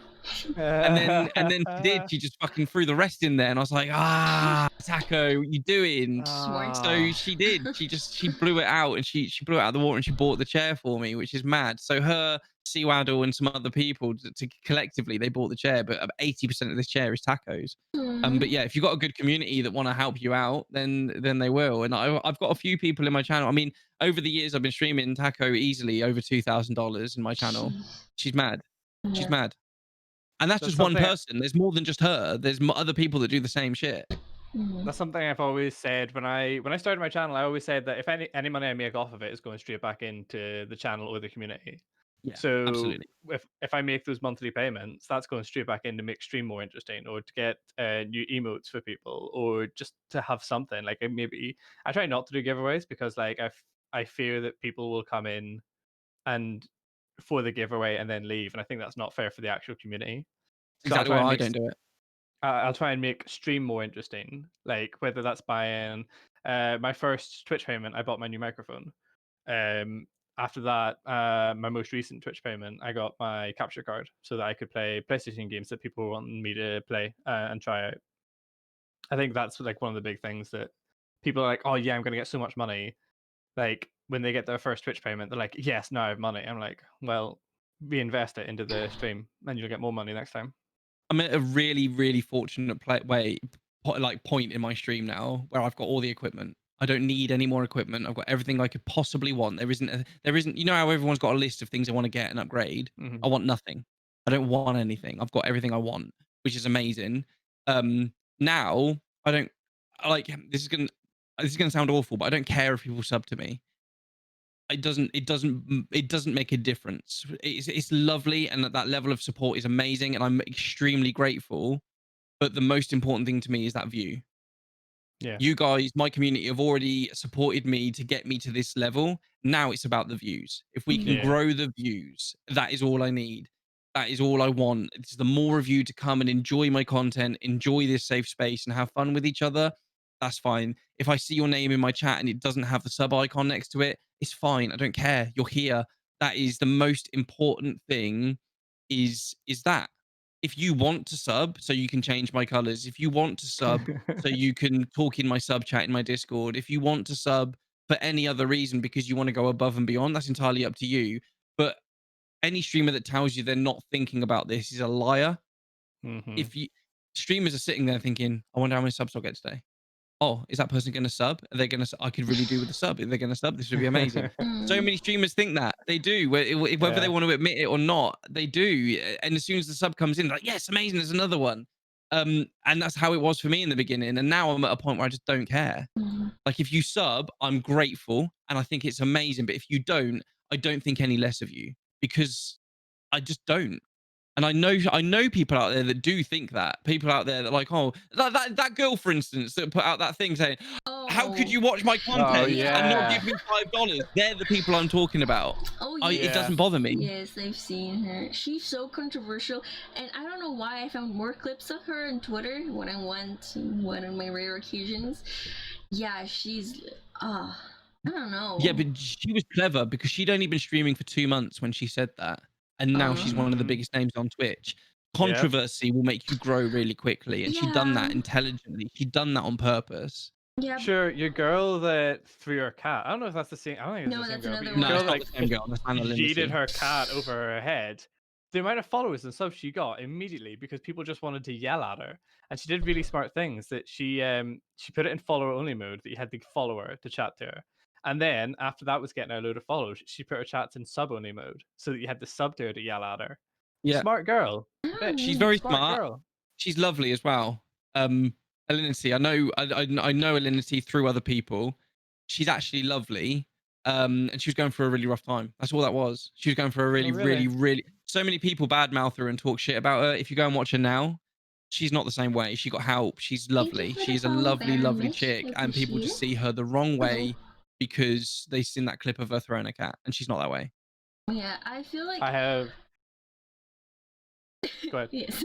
I don't like. Yes, there are a lot of people that want to grow, but at the same time, for me personally, I would not like to grow through a controversy because I would know that that wasn't real and I did it for the numbers, but then people come and think it's real, and then I'm like, I just have to suck it up and be like, I can't say this was fake. I can't say this was fake because then the channel will die and everything, and I don't So want at some that. point, Yeah, and it's more like, at least with me, I would like to have like, a small community that is there and chats and like socializes and is friendly and that's what it's has about. fun.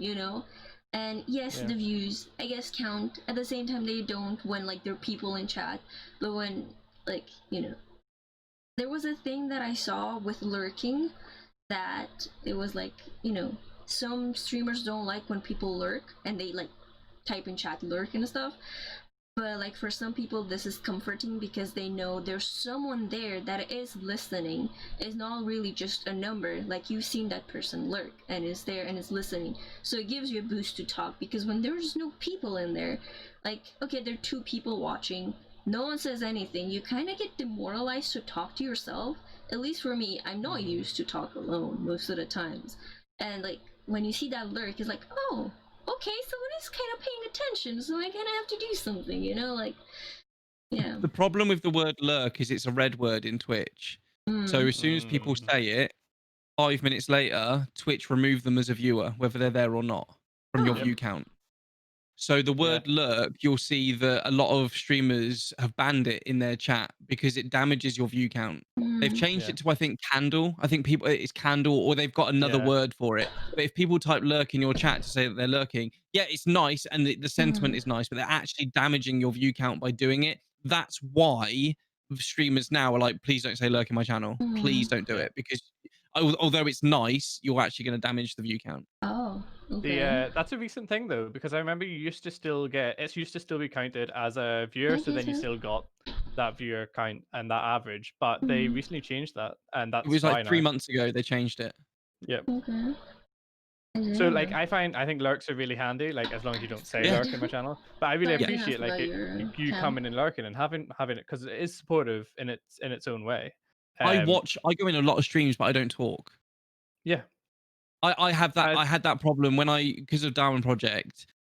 I felt really rude because people from Darwin Project all knew who I was. I would go into someone else's stream and say hi, and then and everyone would immediately the freak rest of the out. chat would be, "Hey, Tobacco," and they'd all start talking to me, and it would divert the chat, and then everyone would be like, "Oh, are you streaming later?" And then I'd be like, "I don't Mm, want to say. This isn't my channel. This isn't about me." So I yeah. wouldn't. It got to a point where I didn't want to talk Mm. because not that I'm a big streamer, but in the Darwin world, I was. So it just caused an issue. So now I've gotten into the habit. Like I said, I was watching Drew yesterday. Didn't say a thing. I don't talk because I don't want people to go, "Oh, does he stream?" Let's talk about him. No, this isn't my Mm. channel. This isn't where Yeah. I'm supposed to be.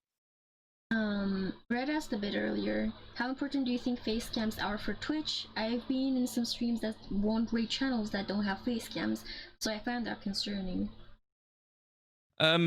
Face cams are very important. I hate to say it. They are very important. You can grow without a face cam. You absolutely can. Dakotaz is one of the biggest names Yeah. out there. H2O Delirious doesn't use a face cam. Two massive content creators. But they're the So only much two I harder can. though. They do have a Yeah, they're the only mascot. two I can mention. Whereas I can reel off names of big streamers with cameras. People like having a face to relate to. They like to have someone they can talk to. They like to see your expressions. They like to see how you react to things. It's not really important, but you're making your job so much harder if you don't have a camera. But yeah, they're not imperative. They're not that important. Like I'm a big they're person. trivial. I'm a big person when it comes to privacy. I'm a cybersecurity student. Well, was a cybersecurity student, and my whole life is basically devoted to cybersecurity, and because that is my industry. And I'm a big person when it comes to your privacy and your data and stuff. So when I started streaming, the idea of putting my face, like streaming my face out there, was to anyone. Anyone could come and see like what I looked like, and that my name was Maddie or whatever. That was scary to me, but I streamed for like a good few months without a face cam, and then I got the advice of you're making it so much harder on yourself not having a face cam. And like you have social medias, you have Facebook, you'll have Instagram or Twitter. Your face is probably Yeah. already out there. So what's the difference? Just putting on another platform, and Exactly. no one's going to hurt you for knowing what you look like. You know. I combated So that by not having my name. I didn't tell anybody my name for ages. In fact, it was only mm, in the last couple of months I let people know what my real name was because I've locked down my Facebook. I've locked down all my personal stuff. I've got a mhm, Mr. Spacco Facebook and I've got my own personal Facebook. And if people go to Daniel on my Facebook, they'll just see my profile picture and everything else is blank. You Mm. can't see my friends, you can't see my family. mhm, Because I wanted to be a streamer, not my family. So yeah, yeah, Yeah, I've got and it completely locked down. that was a I'm the exact thing same. I saw, and I sent Matt this one as well. Like, um, where is it?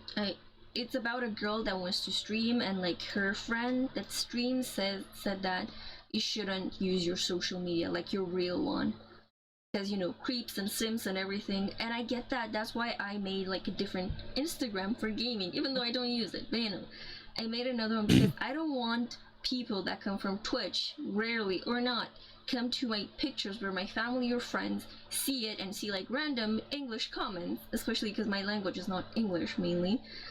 They come and comment stuff and they're gonna be like, what the fuck was that? And I'm like gonna be like, Mhm. I don't know these Exactly. people, like I need, yes, they see my face, okay, and if they try to follow me on my private account, they have to get my approval, and unless it's people that I know, like, have been in chat and I've talked to, and it's like we talk outside of chat as well, and I can say they're friendly friends, Yeah.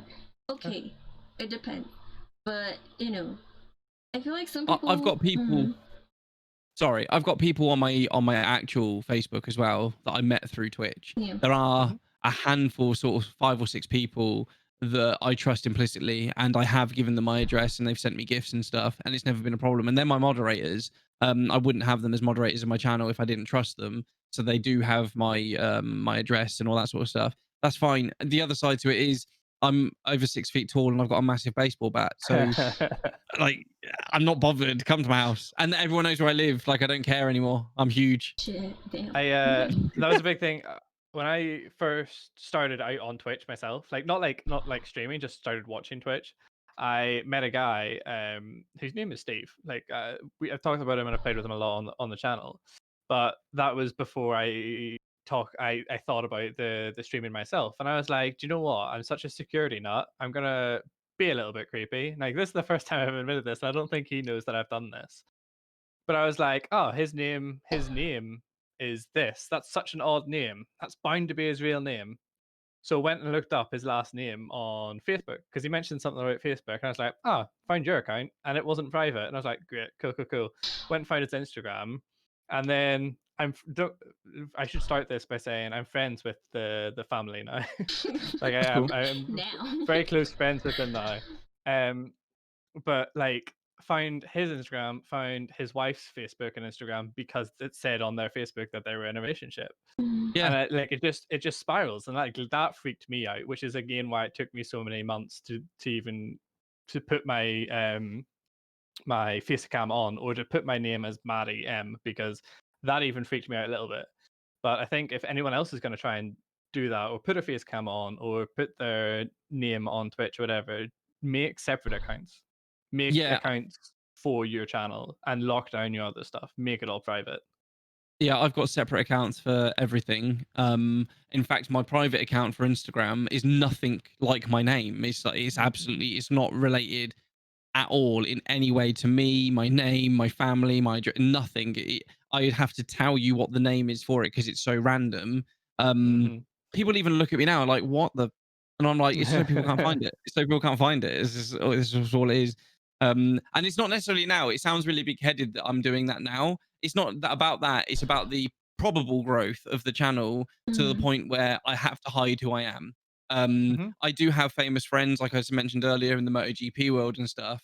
And I've taken advice from them on how to hide your accounts, on how to hide who you are, so that the Sleep while general listening public to can't find podcasts. you. And like I said, at the moment, I'm not at a point where I need to worry too much. But you have to future-proof yourself now, because there are people Yeah. out there that will go back into like years and years and Yeah. years to try and find something out about you. So you just hide it straight at Mhm. the beginning. Yeah, for sure.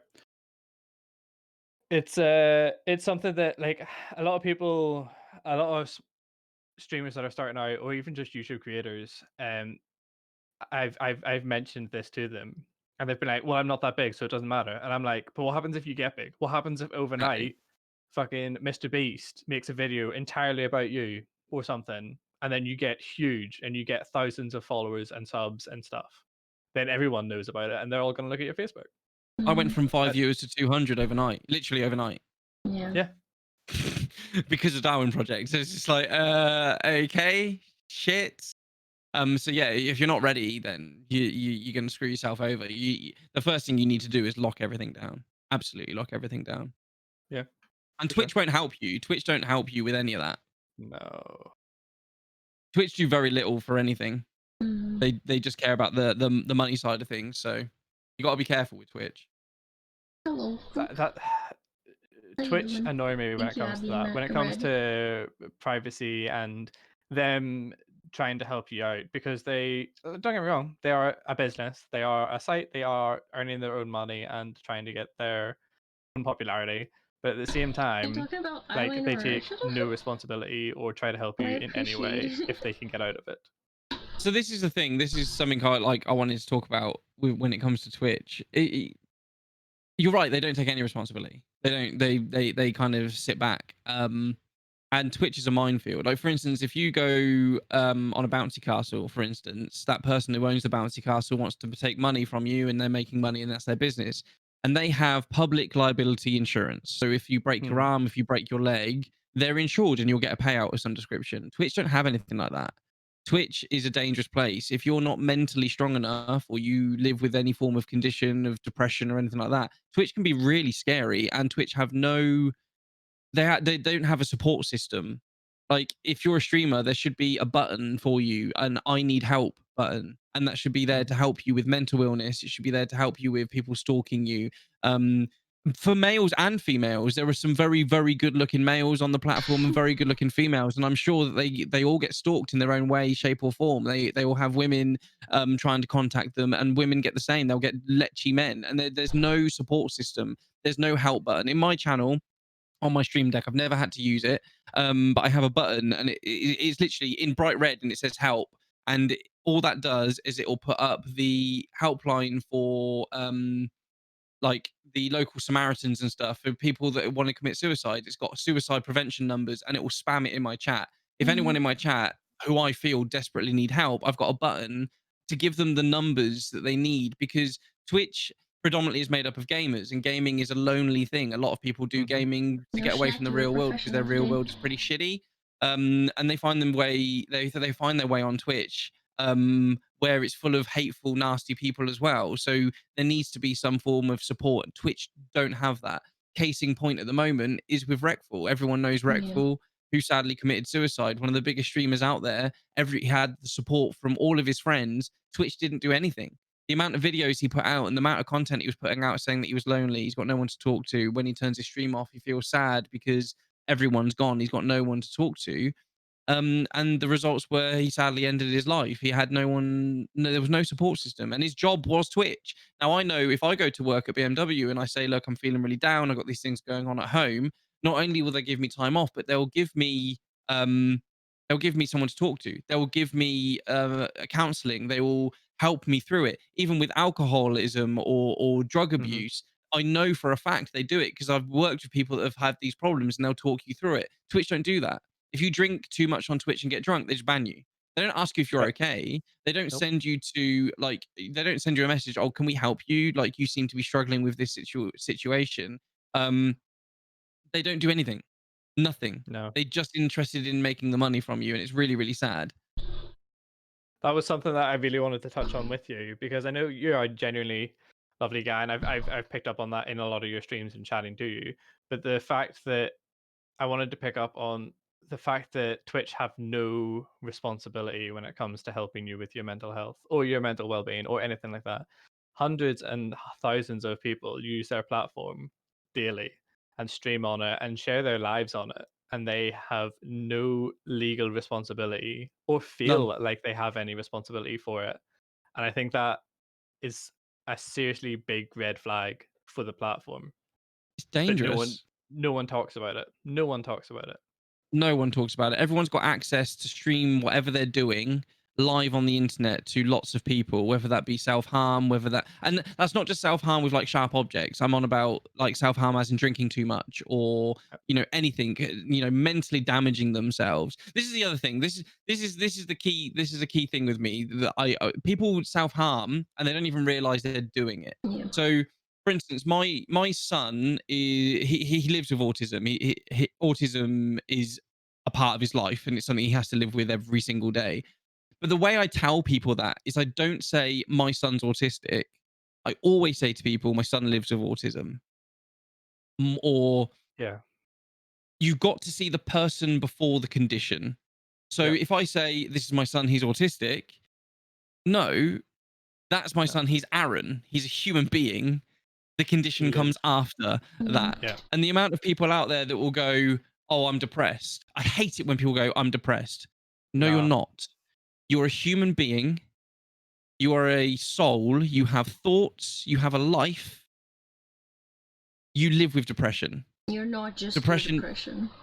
You are not just your depression. You are not. Depression is not just. It's not you in a nutshell. Depression is something that in time and with the correct help and the correct understanding, you can beat. Obesity. I'm obese. No, you're not. You are No. your name's Kevin and you have a problem with food. That can be helped. You are a human being before your condition, and people do it all day, every day. Now, if you come to me and you say, I'm depressed, you're not telling me you're depressed. You're telling yourself. Yeah. You are introducing yourself as that problem, as that condition. Hello, I'm depressed. No, you're not. You're a Yeah. human being. You're Tell not me about you. identifying. Yeah, and let me work out for myself whether I believe Yeah. you're happy or sad or whether you need help.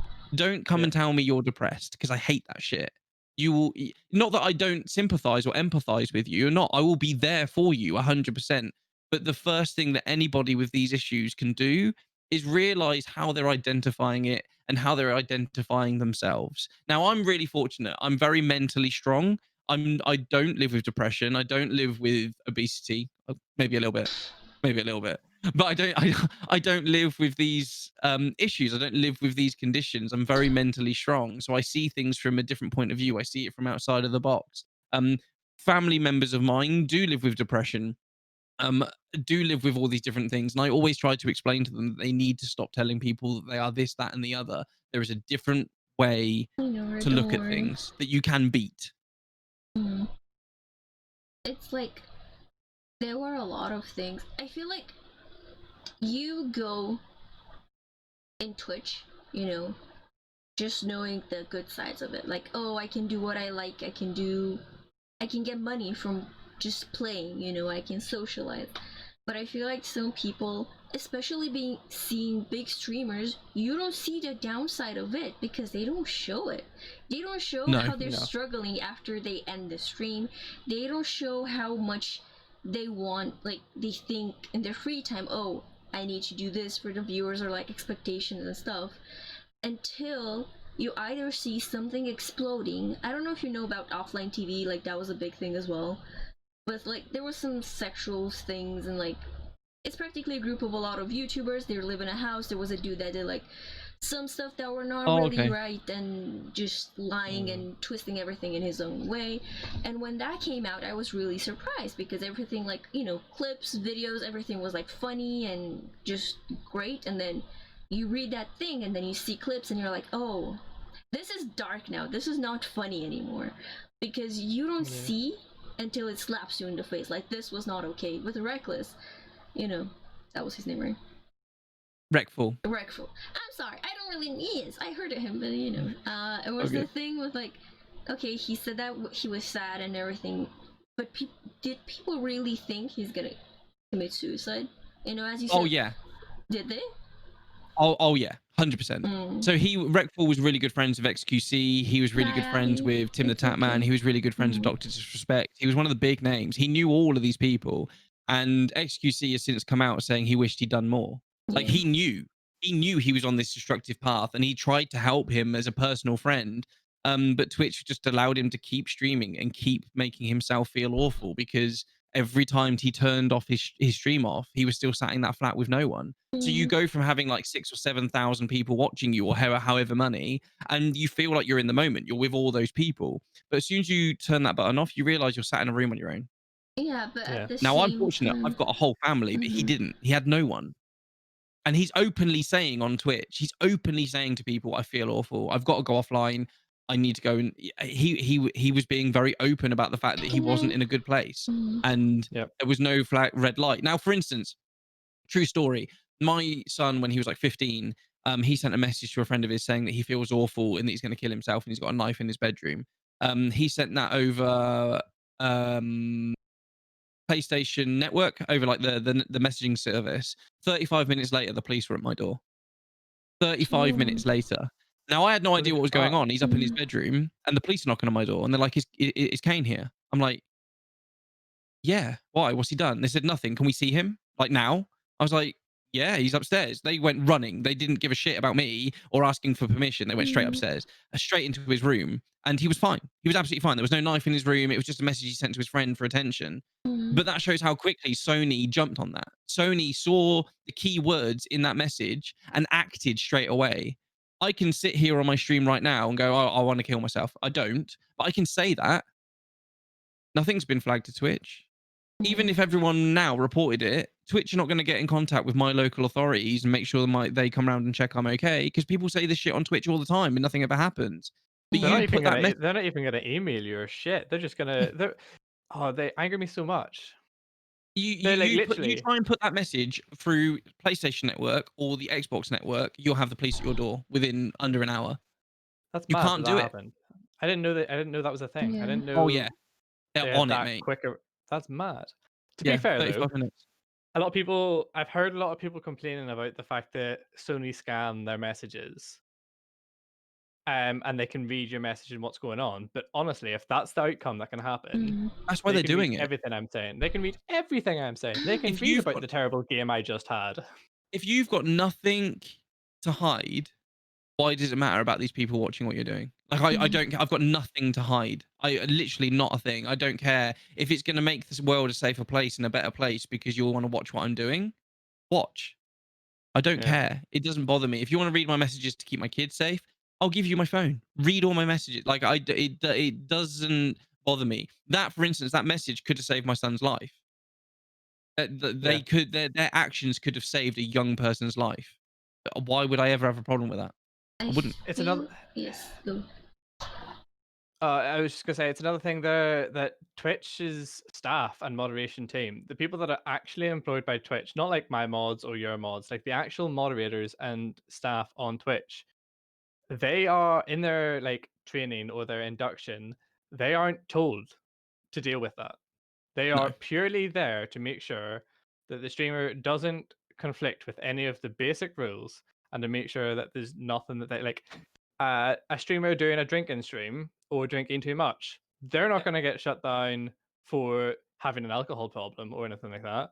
They're No. going to shut down because it's against their rules to do drinking streams anymore. It's so that they don't get a legal implication. Yeah. It's so that it doesn't cost them money. It's not so that the streamer isn't being looked after or the person isn't being looked after. Sorry, I'm washing my hands if you're wondering what I'm doing. I've got a really weird obsession with cleaning my hands all the time. They don't care about the streamer. It's about whether whatever the streamer is doing is going to legally implement or them. That's what they worry about. I just think Twitch could definitely do a lot more. They could do If so you much look at the more. gaming industry, the majority of gamers live with depression or live with some form of a disability of some description that could be harmful to them, and they have no responsibility for that. One thing I'm pretty sure very few streamers remotely even know about this, but this is a genuine thing. When you stream, when you first start, you'll get around 10 viewers. That's just natural. That happens relatively quickly. Just as quickly, they'll disappear and you'll go down to 0.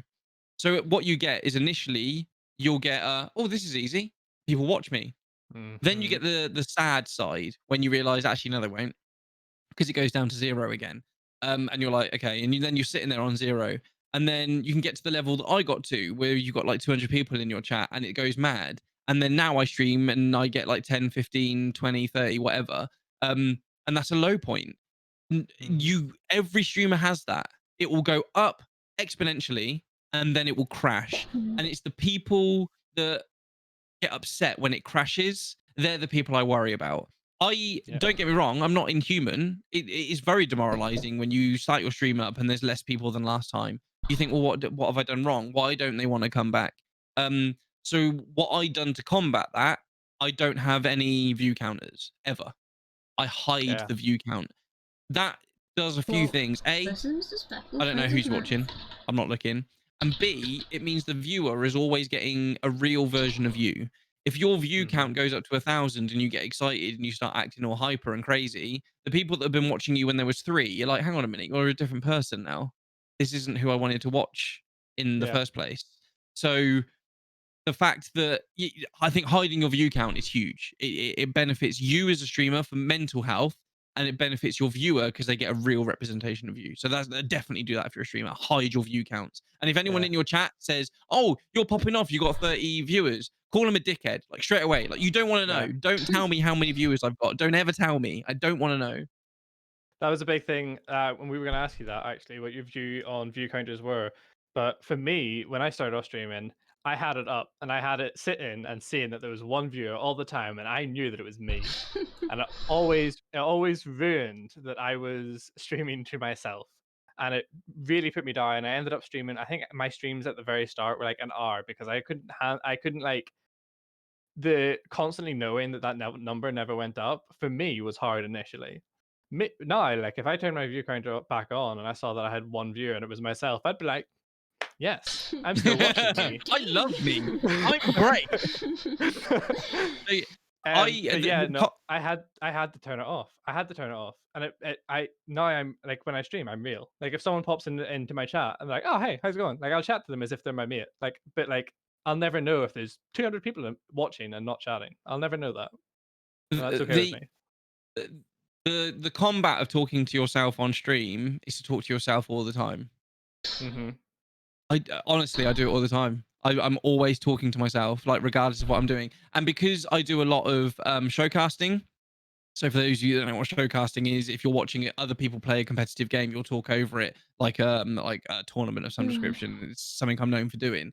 I just do that in my spare time when I'm making a cup of tea. Oh, he grabs the sugar. He's boiled the kettle. The kettle's ready. Will he get it in the cup in time? Like, just mess around with all that sort of stuff. Sorry, Drew, I just blew your ears out. But I do that sort of stuff all the time.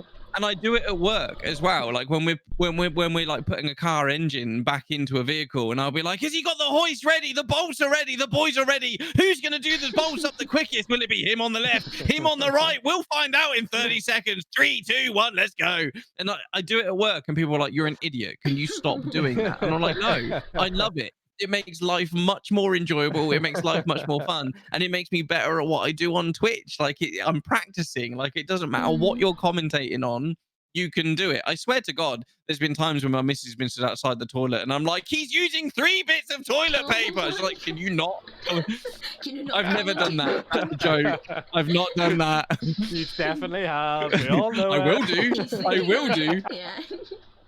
But yeah, that's how you get better at talking to yourself, is just absolutely owning it and doing it all the time. It makes my kids laugh, which they're like, "Oh, Dad's so funny because he's great and he's just funny." So it makes them laugh. It embarrasses my missus if we're in Tesco and I'm just like, "She's bleeping through the rice," and the woman behind the tills going, "This guy's actually insane." And then she'll go and tell her friends, "I served a mental guy earlier." But it's just fun. It brings fun into it. But then from that, I will now start my stream up. I don't have a starting stream screen anymore. I got rid of that. And I just go straight into streaming straight away.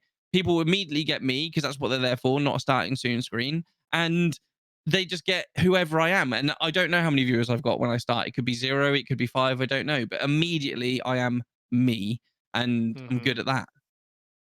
That's it. I think that's really important. Like to be fair though, I've noticed since I've started, like I talked to myself like a loony person to start with, but I've noticed that since I started streaming, I talk a lot to myself. Like my It's really mom healthy. came when I moved home, for COVID. My mom came in once, and she was just like, "You all right?" I was like, "Yeah, I'm good. Bye." She was like, "You've been talking to yourself for like 3 hours. Are you playing with someone?" And I was like, "Nah, I was just reading stuff." And I she do was it all just the like, time. "All right." And she just left, and I was like, "Is this not okay?" Ah, no, it's fine. The I only do it all the time. time- I think it's really healthy. Yeah. The only time I talk to myself is when I swear I do something dumb, and I'm like, "Oh, yes." That's the only time. And when I see people at work talking to themselves, I'm like, "Are you talking to me?" And she's like, "No, I'm talking to myself." I'm like, "Okay." I'm like, I think it's just- really healthy. I like it. I'm not used to. And the thing with like, I don't know. For when I assume when you started streaming, for example, me and Matt started like 2 months or 3 months ahead of me, and then I started streaming.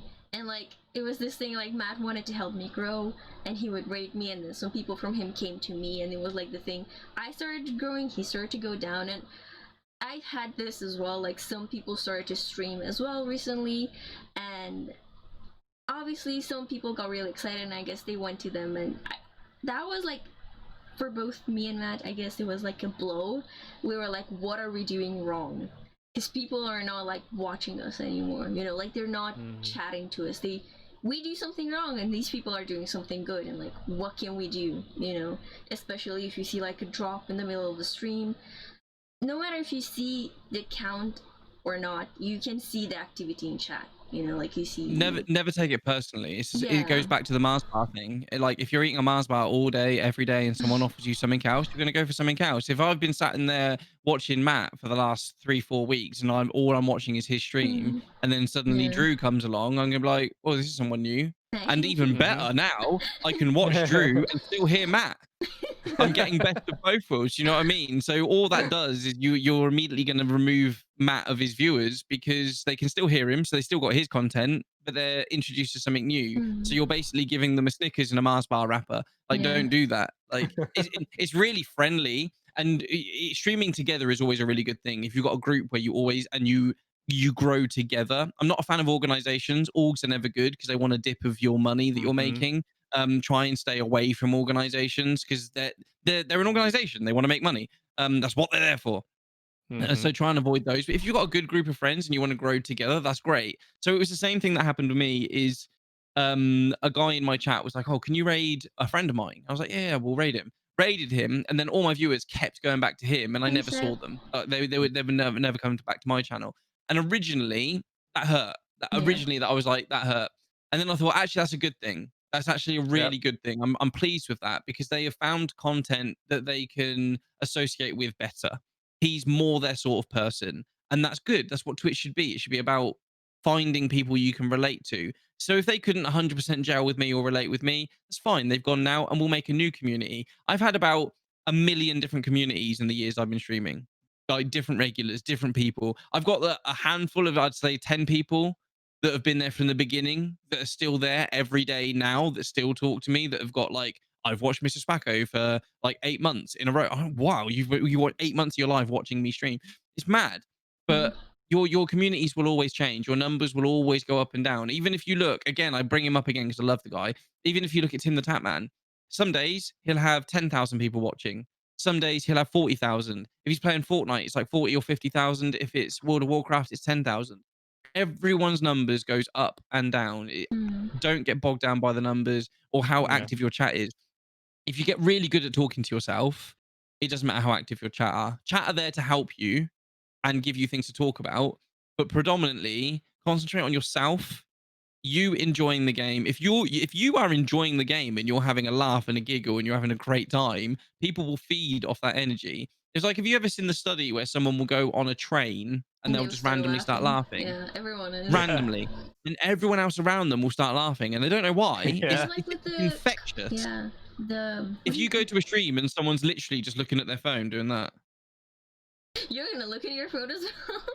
you're going to be bored and you're going to go somewhere else or look at your phone. But if you go to a stream and someone's having a right laugh and laughing their ass off, then you're going to stick around and stay. Like the guy that I raided, he stood up and he was on the second floor of his house. He stood up, he picked up his gaming chair and threw it out of his window.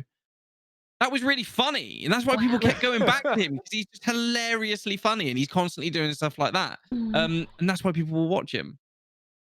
Yeah, you mentioned like Tim, yes, the streamer. You said that with some games he gets 40k, with some games he gets 10k. That I feel like it's another concern that I found on Reddit as well. Struggling with playing what I want to play versus what I feel like I need to play. Like games you see that get people in, get them hyped, and games that you want to play and people are not as hyped for it, and you lose, And it's like, what do I do?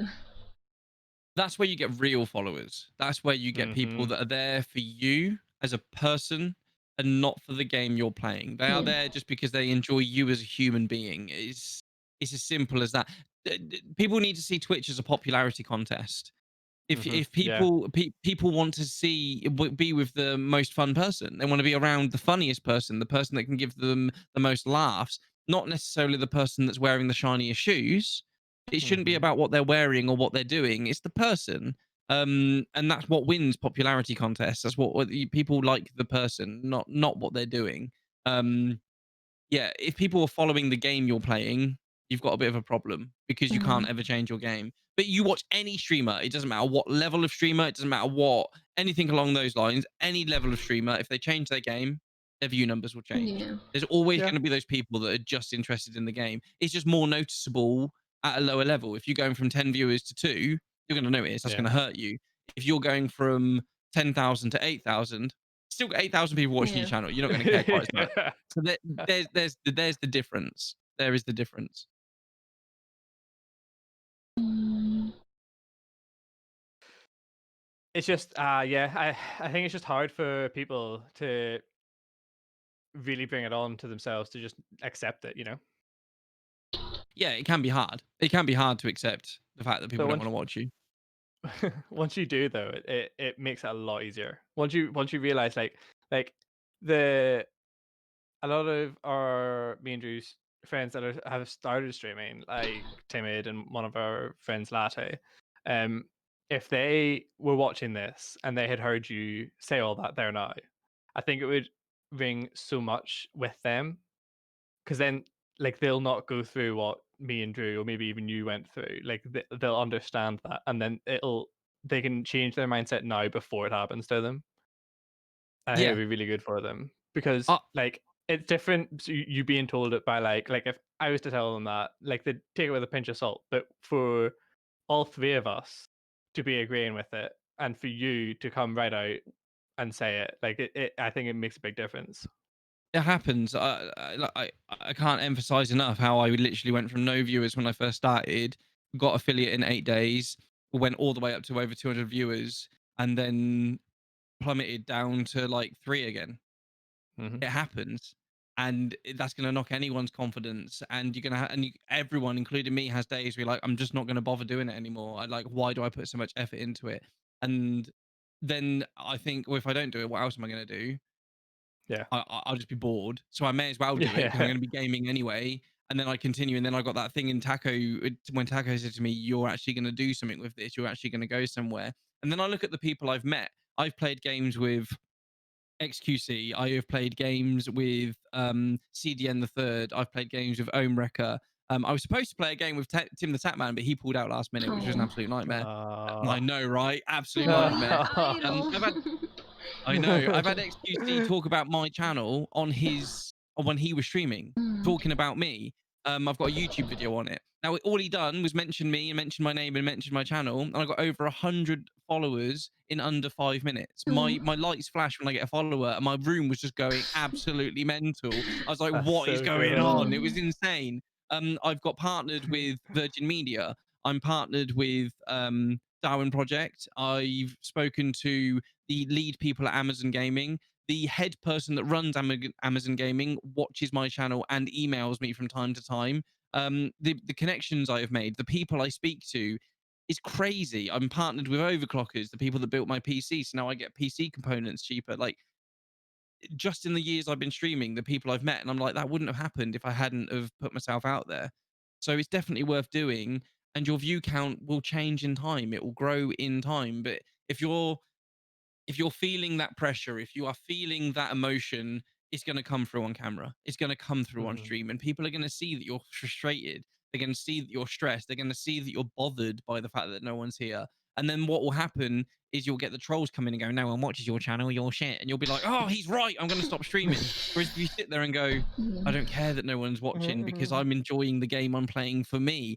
I think one of my streams recently, I named it, "I'm streaming for me. I don't care about you." I think I Yep. actually named it something along those lines because it's Yeah. true. I play games because I enjoy gaming. You either want to watch or you don't want to watch. It's very black and white. I'm not bothered about anything else. Like, if you want to come and support, great. If you want to follow because you like my content, not because you feel you have to, great. If you want to subscribe, great. That's amazing. But you're under no obligation. I'm still going to be here and I'm still going to be enjoying myself. You can just join in or not. It's up to you. I'm happy to play catch on my own. I think you okay? Sorry, just I had the mental image of Spaco just throwing the ball up. Like, I don't. Perfectly happy. Perfectly happy doing that. Yeah. You Perfectly happy. mentioned earlier with the mental health, like how there are on Twitch. There's no red flag for like, I want to kill myself and stuff like that. One thing that I think our generation like helped damage this, like this kind of this seriosity level people take it, is that we joke so much about it. I had a friend in high school a few years ago. He texted me and it was in the middle of the night, and at the time I had like a phone that like, you had to tap, like 3 letters. Oh, one of those? Yeah. I got a smartphone quite late. So thing is, my mom could hear it from the other room because it was really loud, like tappy tappy tappy tappy tap. And he How did it go? messaged me. Yes. So he messaged me, and it was like, I don't know, 12 or something. He's like, "Oh, thank you for being my friend, blah blah blah blah blah blah. I'm gonna kill myself now." And I'm like, "Wait, what?" And obviously I was with him on phone, like I was texting him and I was like, "Are you okay? Like, what's going on?" I was trying to be there for him, trying to help him, and then until the point my mom woke up and she got pissed at me, and she was like, I'm like, "Please don't do anything." And he was like, "Oh, like the person is gonna come here." Then the second day I text him and I'm like, "Are you okay?" Like, and I kind of freaked out because I'm like, "What happened?" I was asleep, Yeah, of course.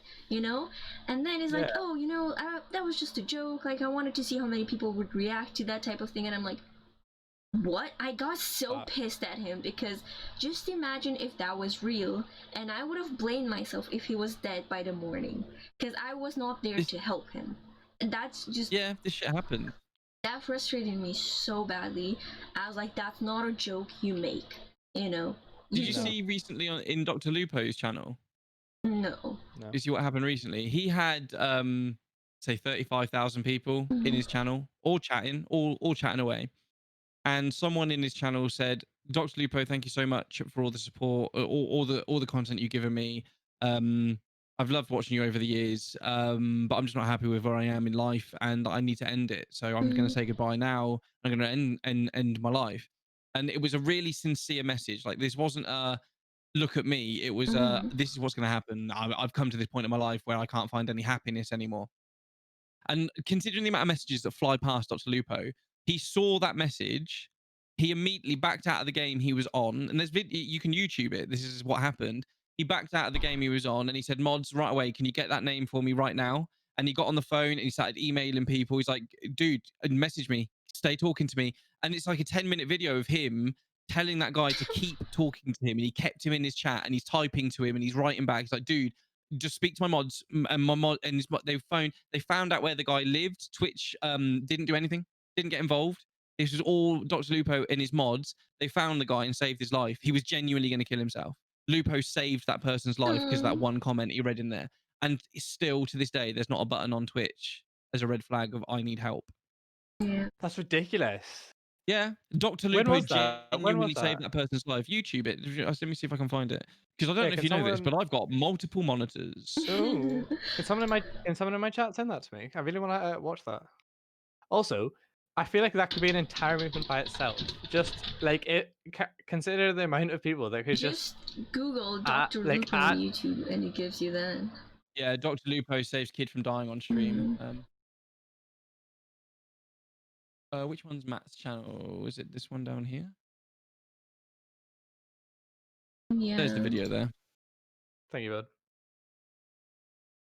Yeah, I mean, it's a nut video. I think he's like finishing his stream of the night and he's sort of saying thank you for the subs and thank you for everything that goes on, and he's backing out of everything, and then that kicks off and it is mad. Like, he is on his keyboard so fast and he reacts so quickly and he just gets it done. He just deals with it. Like, that is, yeah, I'm not letting anyone in my chat go through something like that and I do nothing about it. Thank you, Texas.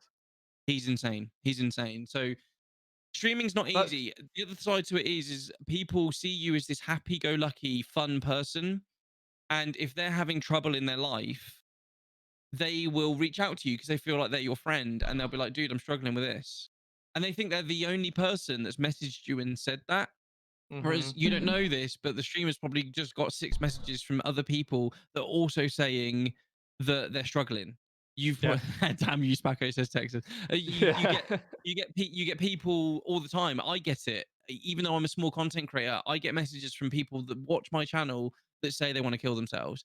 And then I'm sitting here now. I've got 6 kids of my own that I have to look after and make sure they don't have these thoughts. I'm looking after my missus. I look after my grandmother who lives just down the road. I'm a busy guy and I've got a lot of souls to look after. And I want to be able to look after everybody in my chat. But sometimes it's very overwhelming when you're getting these messages from people going, I don't know what to do in my life. I'm Mhm. going to end it. Um, yeah. this is why mental health, they need a place to go. It shouldn't be the streamer. I want to sit here and play games and have fun. Literally And I what I was love about the to fact say. that my chat channel feel they can reach out to me and talk to me. And I'm so pleased they do it. But it's really overwhelming. Like, I can't, there's Hmm. going to be a day when I can't save someone. And how Yeah, do I live with that? Yeah. I'm going to have to live with that burden that someone said something to me and either I ignored their message because I've gotten too big and too big headed and I can't read all my bloody messages, or I just physically wasn't able to help that person and something's happened. I'm going to have to live with that. Twitch would take the burden off. They don't even have to do anything. If they just had a button that they could push if they need help, and it knew their local area and sent them the phone number for their local Samaritans or their local suicide prevention team. Because obviously my suicide prevention team in Oxford is going to be different to Drew's. So Mhm. it would be pointless yeah, giving Drew my phone, the phone number for my local area. So if it knew where you were and could send you a phone number, that yeah, way Twitch don't have to do anything. It's just to find a way of finding a human being that they can talk to when they're feeling low. People turn to gaming when they're depressed. They turn to gaming when they're feeling at their lowest of the low to try and get some happiness. So if there was a yeah. button that could just prevent that, it would be amazing. You watch that video. Dr. Lupo is Mhm. going in trying to find this person. He didn't have to do that. He could have ignored that, Yeah. but he didn't. It should it shouldn't be his responsibility. It shouldn't be No. like, don't get me wrong, it's really, really nice that people feel that they can like share that 100%. with like and they feel that close with that community and that streamer. So nice that that's a thing. But at the same time, that should not be the streamer's responsibility. I know streamers want to be friends and want to be nice to people, not their responsibility to do that. And it I shouldn't finished. and Twitch as a company or a platform shouldn't be expecting streamers to. They should have this stuff set up before they even start. They know what they anyone could predict it's going to happen. They I should have finished a it set up. 4-hour stream once. I streamed a 4-hour stream, so I was pretty tired after it. I went to go and spend some time with my family, and I got, I think it was like 5 or 6 messages from different people saying that my stream had helped them. It had put them in a really good place while I was live. But as soon as I'd gone off stream, they felt shit again. And they're going to go and take pills. They're going to harm themselves. It was like 5 or 6 individual people. And I think that night I had like 60 people in my channel. So percentage wise, it was quite a high percentage. Yeah. 5 out of 60. It's quite a high Yeah. percentage of people that are feeling bad. And my DMs are open. People can talk to me. So I do. I woke up the other day, and I'm not even joking. I had over 180 messages in DMs, either on Instagram, Twitter, or Discord. Over 180. I can't respond to all of them, and I don't. So if you're one of those people that do DM me and you don't get a response, I'm sorry. But I'm sat there and I'm on my phone, and my missus, quite rightly, she was like, "Dan, you've just spent 4 hours streaming. Can you spend some time with us? Like, get off your phone." Mhm. I was like, "I can't, babe. Right now, I actually can't, because if I get off my phone, I don't know if that person's going to be on it the next time they message me. I have Yeah. to speak to these people." And when she Right realized now. that, when she realized what I was doing, she was absolutely fine. But I was doing my best to try and talk to these people and be like, "Look, I don't know what to say to you because I don't know your situation. I don't know what's going on. I don't know why you're feeling so down." But I'd done the best I could.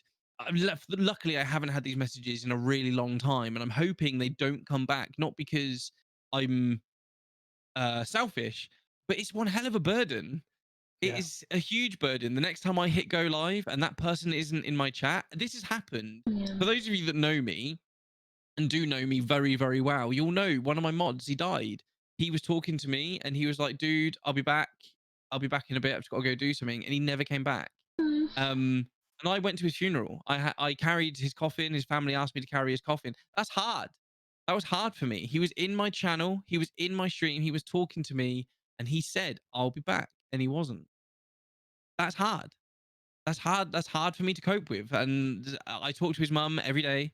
I talk to his brother every day, and they're like, "Dude, it wasn't your fault." And I know it wasn't my fault, but this happens. This stuff happens, and there isn't anything out there. There isn't a help out there, and there needs to be. There needs to be. There needs to be more done so that the onus isn't on the streamer, and so people feel like they've got an out. Yeah. That's I had no idea that that happened to you. Yeah, Yeah, so that's That why if you I look in my chat, if you actually go into my emotes, one of the emotes is called the taunt, and it's his face.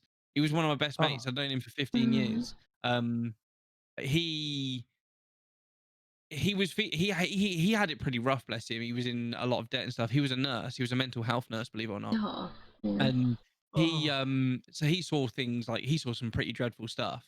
Um, he didn't intentionally kill himself. He didn't. It wasn't an intentional thing, I'd like to add. It was just one of those things where he knew what was happening.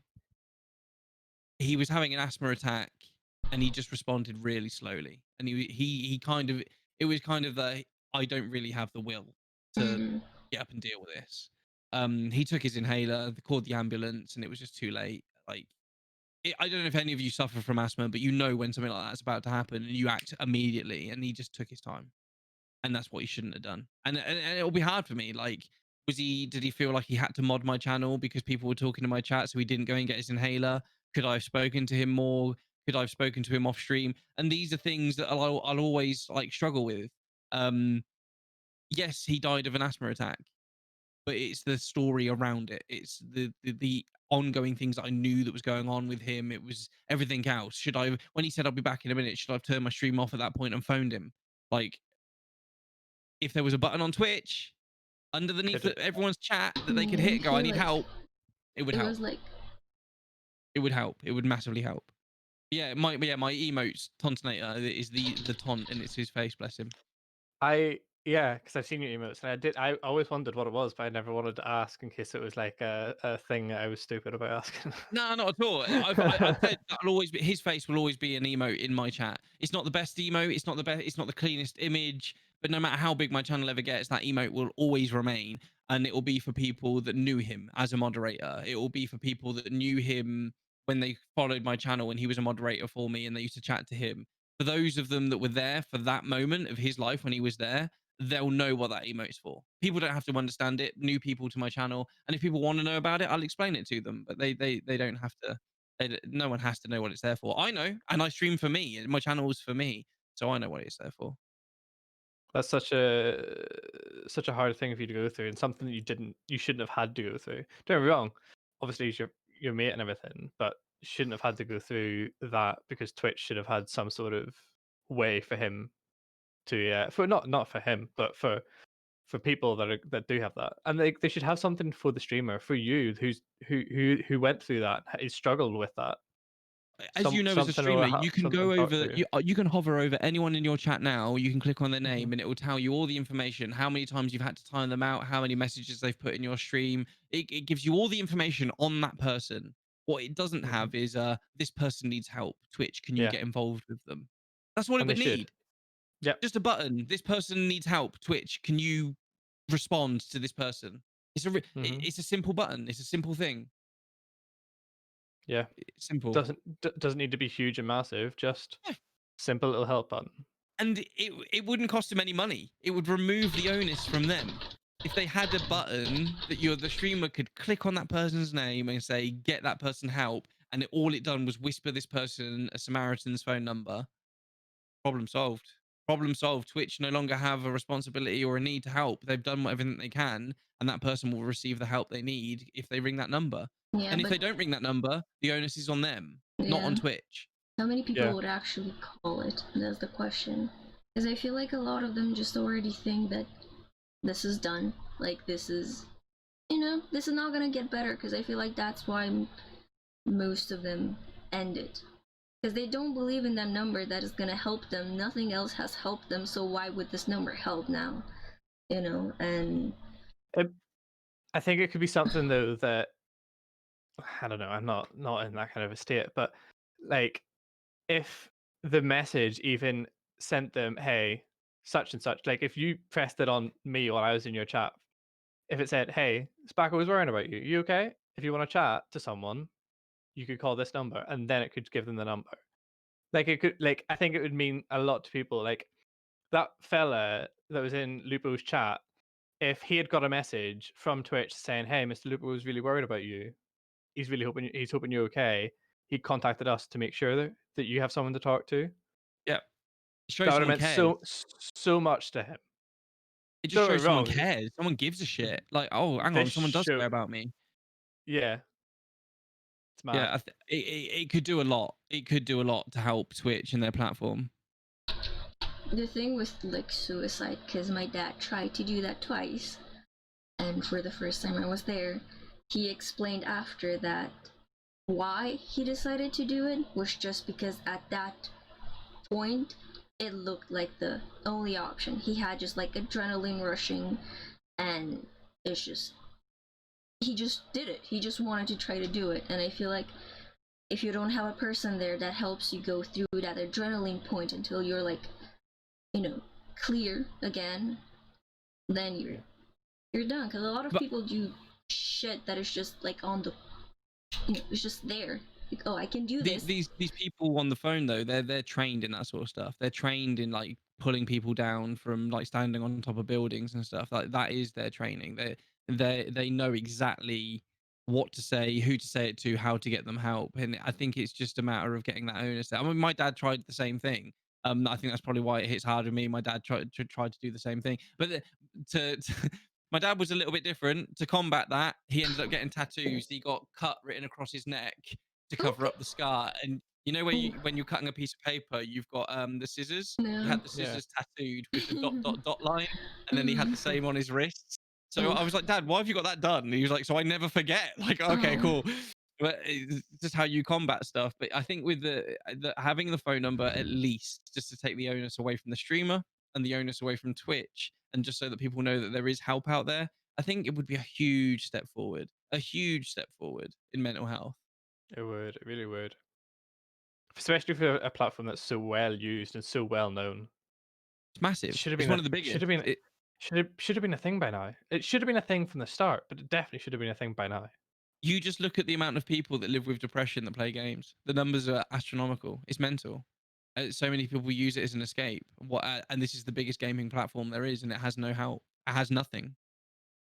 So someone said they don't help though, like the hotlines. I've called them myself and they just didn't help. I think most people know the hotline already is like a meme at this point. I feel like that's dangerous as well because some people might call for the fun of it. Like they call 911, you know. It's just a prank, bro, and when it's like serious, because of those pranks, some people might not be. Pranks are gonna happen. Yeah, You can't fight pranks. You know, like that But even prank. even if 100 people phone it and they only save one life, Mhm. that's worth it. That's still one life, yeah. Yeah, I feel like, you know, especially with 911, if you prank, you're keeping a line busy while a real emergency can happen, you know, and you're practically killing that person with your stupid ass prank if it's something serious.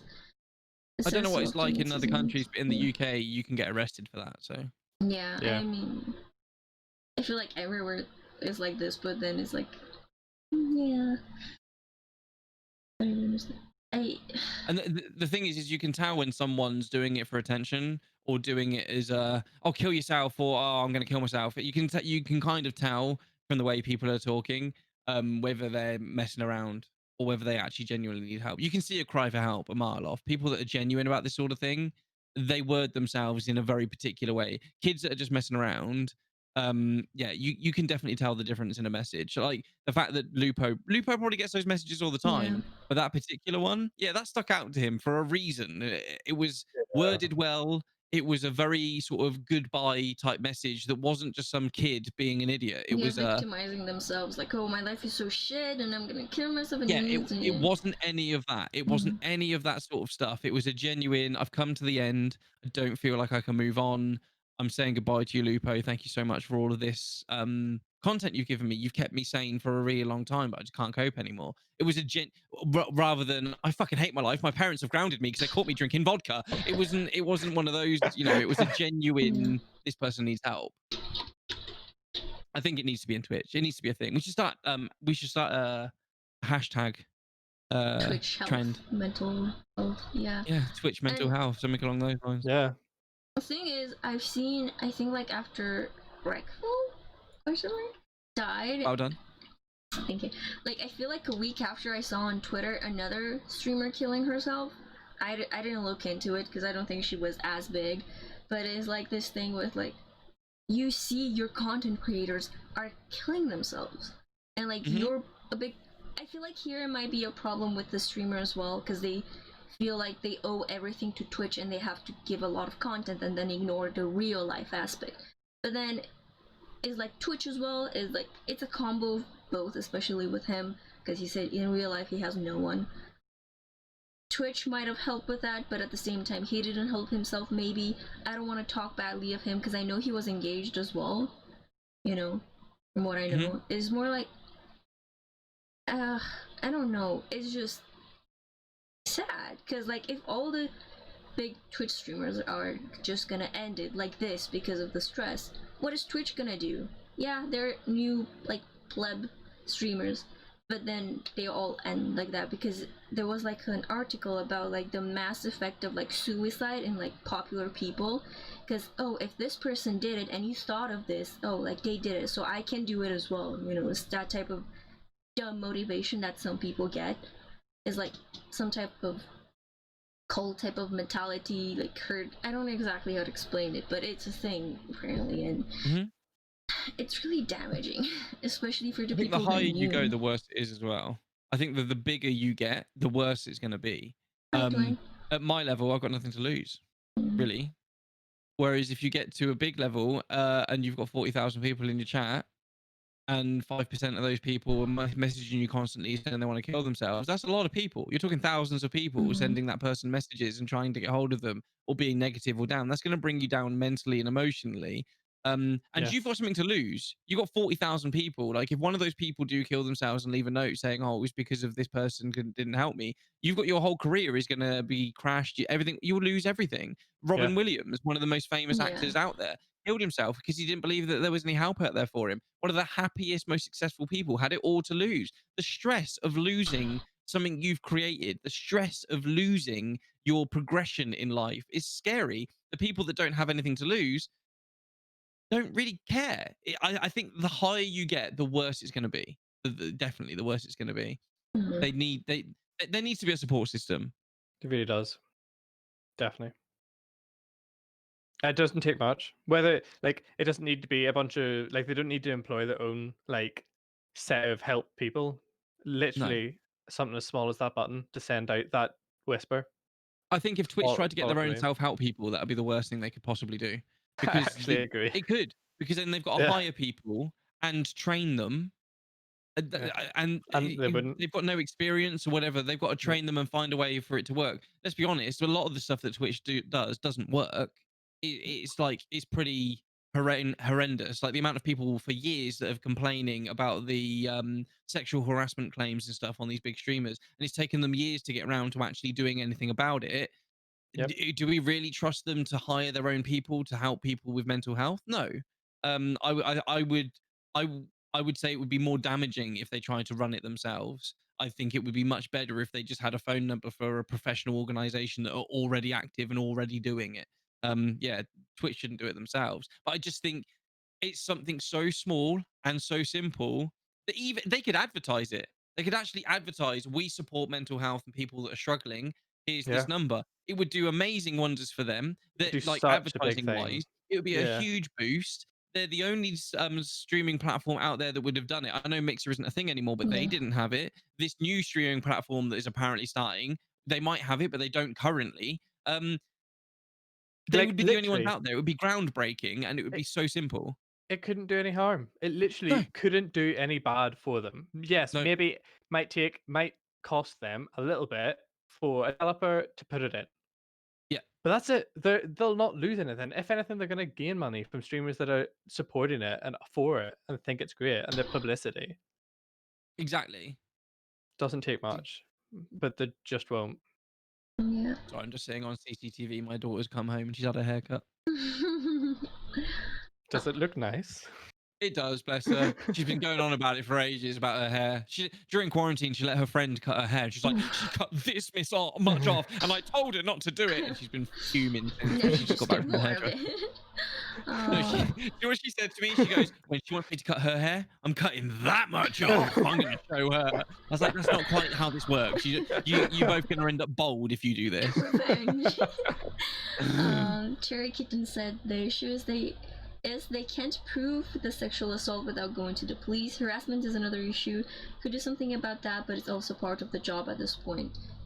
Yeah, I mean, when you're putting yourself out there, you're kind of like in real life. You go in a place, practically, if you go in a sketchy place, you kind of are. I don't know how to say it, but you know, like something could happen. You know, like in real life, you can't just say, "Oh, let's ban this person because it's creepy" or something. You know, it's just. I think every sexual harassment claim from anyone, male or female, should be investigated. 100%. Yeah. And if you've got nothing to hide, there is absolutely no problem with it, even no matter how big your profile is. And again, I'll be 100% honest. I have been arrested for sexual harassment claims. I was taken to Portsmouth Police Station, which is a place in Oxford. I was let out on bail, and I was on bail for 9 months while they conducted their investigation. And I had to go to court, and I was looking at either being let off or having 4 years in prison for sexual harassment. And it got to court, and they threw it out immediately because there wasn't enough evidence. And the person that accused me of it was my ex-girlfriend. She was salty because I split up with her, and she'd done it to 3 people before me. Wow. So it was on her record that she was known for doing this, and she ended up having to do something like 800 hours of community service for wasting police time. But the whole time, and I'm happy to tell people about that because I didn't do anything. So it's important. Like, if you haven't done anything and you've got nothing to hide, it's fine. If for instance, if Tim the Tatman, I say it again because I love him. If Tim the Tatman got in trouble for it, why wouldn't he go on stream and go, "Yeah, I got arrested for sexual harassment. I know I didn't do anything. I'll let the police do their job." Yeah. No biggie. There isn't any biggie, is there? You're being open. You're being honest about it. If it comes out that you did do it, the police will find out. I mean, it's Yeah. it's literally their job to investigate it and find out. I think they worry that it damages their brand and that less organizations and companies will want to team up with them, knowing that there's a sexual assault claim on them.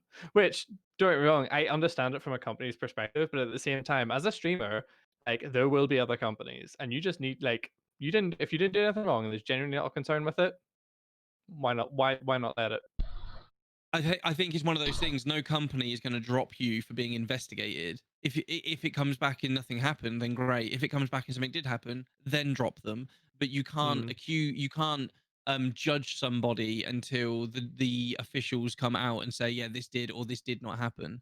That would just be the wrong thing to do. Completely the wrong thing to do. So many men out there and women get wrongfully accused of doing things. So the whole Twitch didn't do anything because they didn't know whether it was true or not. It's not for them to work out whether it's true or not. It's not Yeah. for them to ban people until it gets made true. You know, until someone goes, yeah, it definitely happened. What Twitch should have done, as soon as that first complaint come in, straight to the police, regardless of who they are. It's not their job. They are not the judge and jury. They are not a police officer. They are not. It's not their job. They are a streaming platform. If you go to a school teacher and go, I've been sexually abused, the teacher's not going to go, I'll be all right. They'll go, we'll tell the police. We'll get this investigated by someone whose job it is to investigate it. They're not going to go, keep it quiet. It'll be right. It'll go away. I feel like you are kind of imagining this as in a world where everyone would take this seriously when people are actually downsizing everything. Like, you know, what happened to you is not as bad as what happened to that other person. So no, we're not gonna do anything. Yeah. Which I feel like is terrible. And then Cherry Kitten said, that's the thing, if everyone can just claim assault or harassment and have no investigation with cancel culture as a thing, now especially everyone would just be taken down. Twitch doesn't want to work with the police either, especially now with several movements against the police in general. They don't even look into bans properly. It is just as far off from happening. I don't think they're gonna look into it because they really don't. No one is gonna like sue them for, oh, you were there and my son said like I'm gonna kill myself and that was his last message on Twitch. It's your fault for not taking care of it. I don't think that's. They don't care. Just a small percentage of people that would do that, and they're not big. with that. With sexual harassment, 100%. Yeah, that should be not suicide and stuff. That shouldn't be accountable for the streamer at all. But the sexual, if you go to TwitchCon, for instance, and you're caught in a toilet with someone that doesn't want to be there, is it Twitch's responsibility to ban you off Twitch? No, not straight away. It needs to be investigated and find out what happened. And when the police turn around and go, yes, this person is wrong and they're going to prison, cool, ban them from Twitch. See you later. Yep. Not while the investigation is going on, because you don't know. There's always two sides to a story. You need to find out what has happened and find out if someone is in the wrong. If they're not, cool, let them carry on. They've been proven by the police and by his solicitors and lawyers and stuff that nothing happened and that it was all blown out of proportion and that it's been a proper and open investigation with no bias. There should be no accountability for that streamer. They should be able to continue doing what they're doing. If they're found in the wrong, damn fucking straight. Send them to prison, ban them from Twitch, burn them alive. I don't really care. But you can't. Twitch need to do something. Like I said, it's not their job to be the prosecutor. It is their job to introduce the situation to someone who can actually manage it, and then see where it goes from there. There was a thing with a male viewer that was wanted to sue Twitch for female streamers dressing provocatively, and I saw that. Yeah, and I'm like, excuse me, you have all the fucking freedom not to look at that streamer.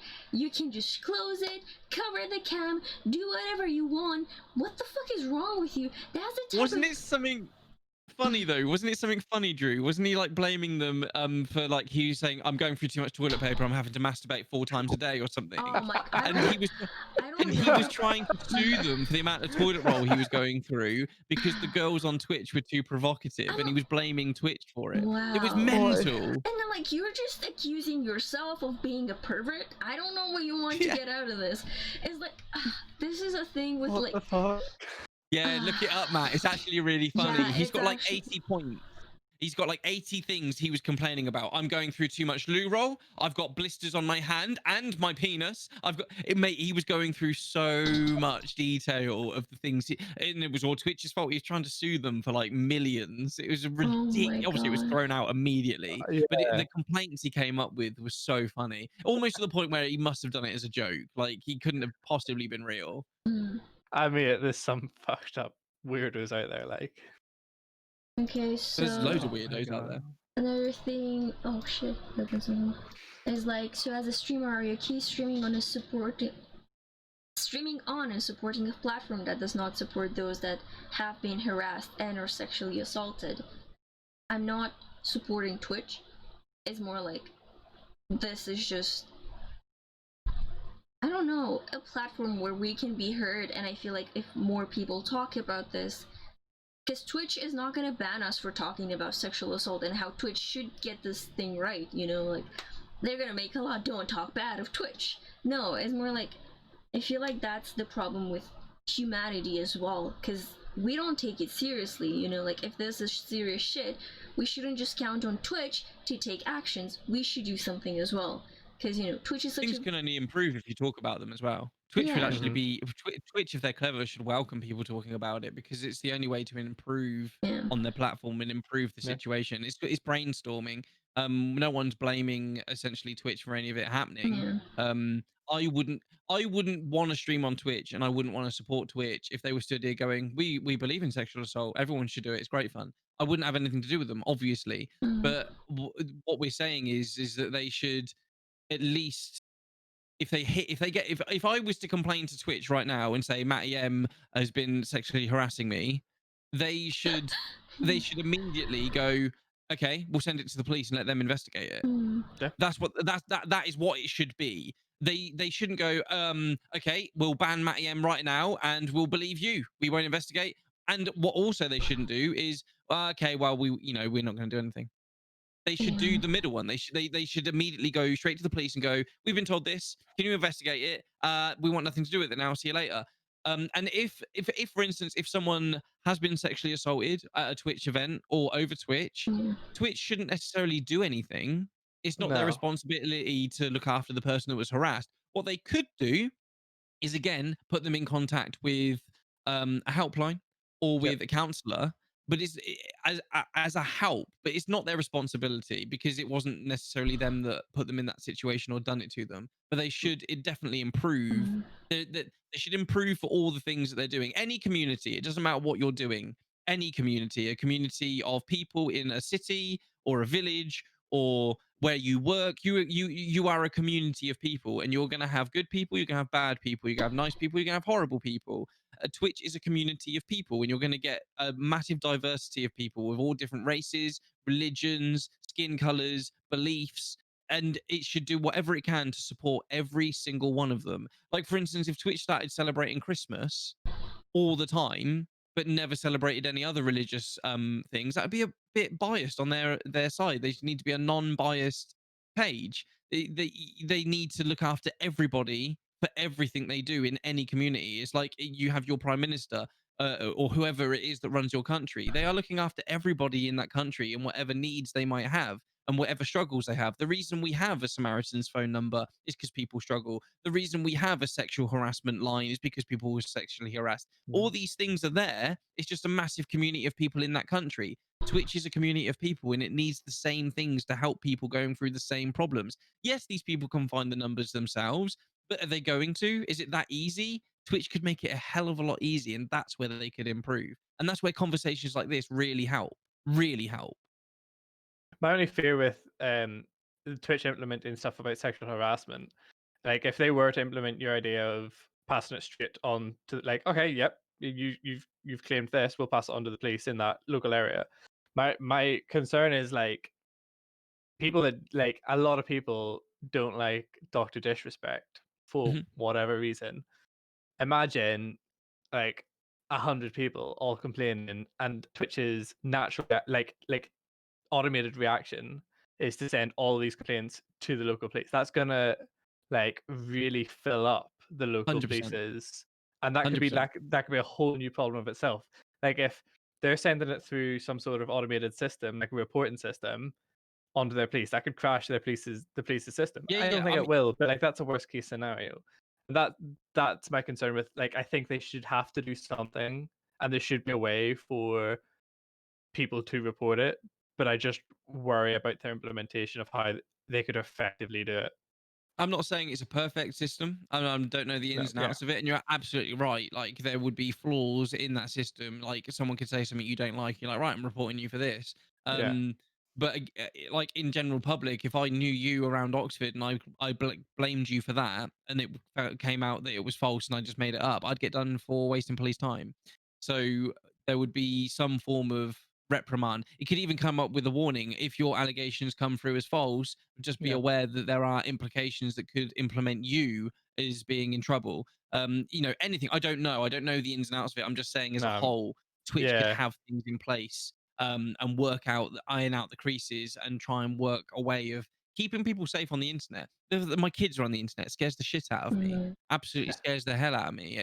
Like, I think, isn't there a legal age as well for using Twitch? It's 13. like you have to be over the age of, is it, how old? 13? I think 13. At least Yeah, 13 I is think for it's 13. Discord, but it's somewhere around that.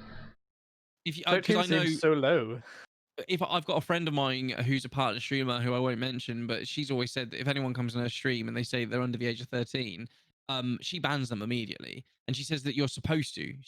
As a Twitch partner, she's like, you have to ban people that are under the age of 13 from your channel, because otherwise you're letting underage people view your content and they're not even supposed to be on the channel. And you can Yeah, lose your partnership if you don't ban them. I didn't know yeah. that. Obviously, No I'm not idea. partnered with Twitch, but I didn't know It's that. So if anyone in my chat now tells me they're under 13 and they're not joking, I will ban them. I yeah. have to. Mm, It's part of their terms and conditions of being a partner. Someone told me once that it was in their affiliation, but I think that's either a lie or they removed it because I looked through the terms and conditions of affiliation. Like that little, oh, welcome to be an affiliate, and they Yeah, send you yeah. a load of like, oh, you have to agree to this. I read through it and there's nothing there about like banning underage people, but I know I that it is think a it is thing a for thing. partners. It's, I no, do it's think it. definitely a thing for partners. I don't know if it's a thing for affiliates. I think we should, as affiliates or non-affiliates, I think we should do it because they aren't supposed to be on the platform. Um, Yeah, I, th- but I will now ban people. Hero Texas is saying in your chat, "Whoa, I am." No, he's not. No, he's not. no, I've seen pictures of Hero wait for Texas, it. and I know he's got a 5-year-old son who is ridiculously tall. So if he's 12, like he's saying, and he's got a 5-year-old, I want to speak to Hero's parents. Yeah, right. Red was mentioning, like, there are two things I want to read. One, another issue I might see right now would, when you pass it to the local police, how would it work when it concerns two countries? Understandable, especially. And then Cherry Kitten said, the victim seems someone get big on Twitch could lead to their suicide or self-harm.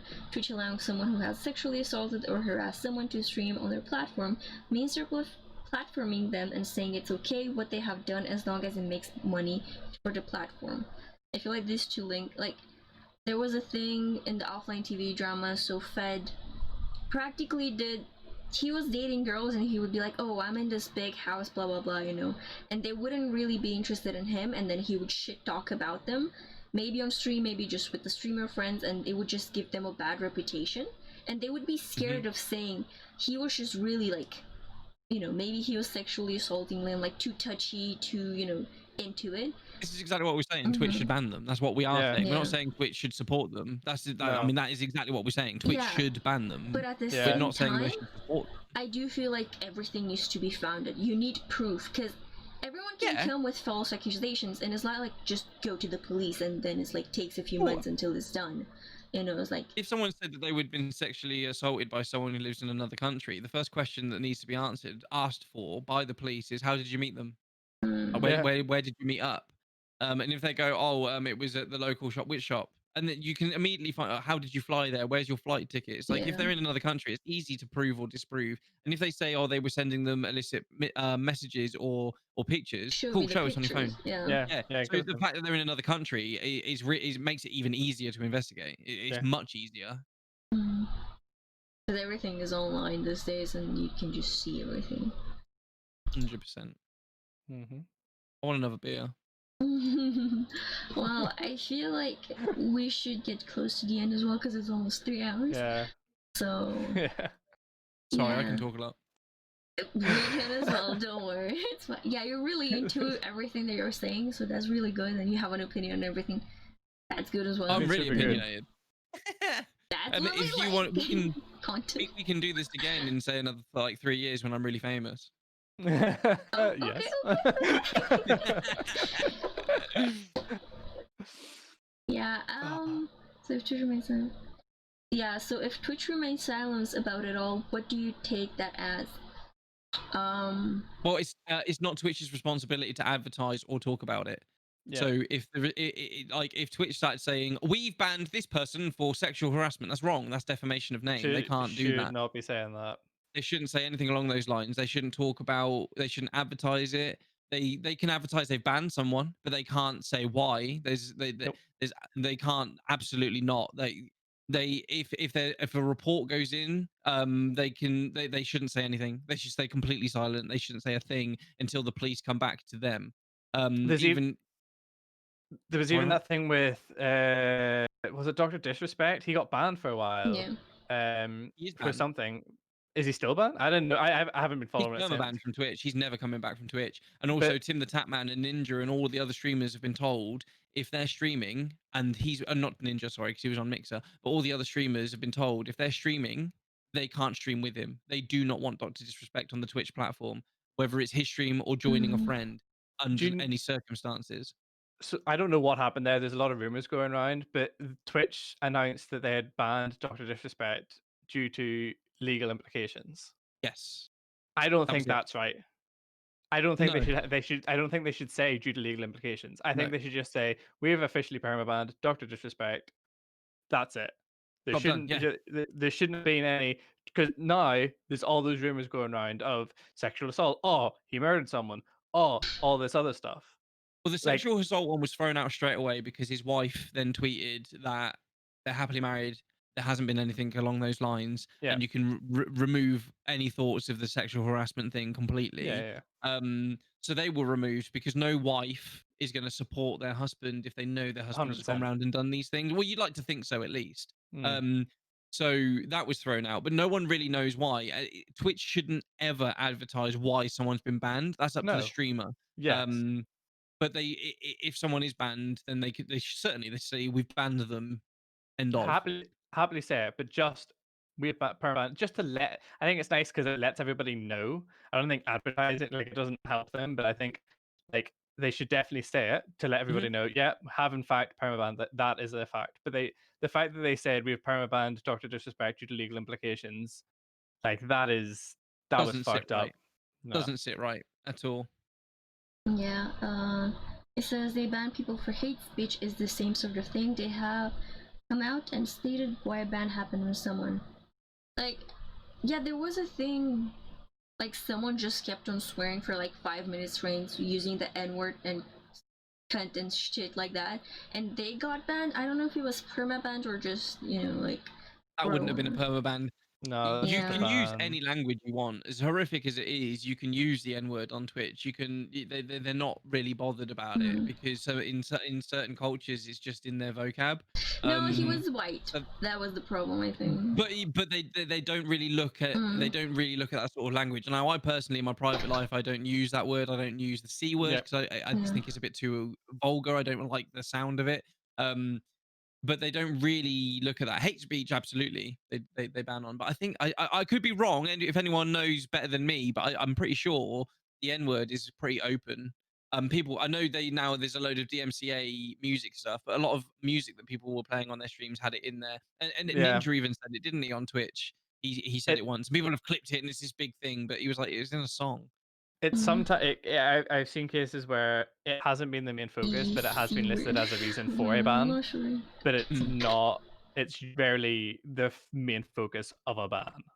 No, It's never a perma ban, from what I know, anyway. no. Right, I'm gonna go and get another beer, ladies and gentlemen. I think it's late. Joining. It's late for Drew as well, isn't it? Yes, it's Yeah, it is 11:34 quite late. p.m. boys. It's nice doing something on the UK time. Normally, UK time we have to like look after everyone else, but for once we were like, nah, we're doing Yeah, this on we're in UK time. time. Yeah, damn it's it. us. Yeah, well, I was free and tomorrow I'm free, so I'm like, I can go for a bit later. So, yeah. I'm free for Alright. the next 3 weeks, PogChamp. Nice for you. Ah, Alright, thank you so much, Sparko, for joining. This has been a really good time. I really enjoyed this. I didn't realize it enjoyed was it. 3 hours until you said that. I know.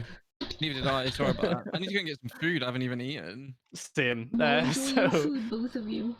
with Yeah, that being man, if said, thank you so much, guys. No problem. Yes. And I stream all the time, so come and find me if you've never found me before. Yes. Yeah, do. I mean, I think my chat is full of Sparko supporters from the amount of I love you Sparkos that have come in. So they'll be returning to you. But anyone that hasn't, go I check can out Mr. just do Sparko. that. Done.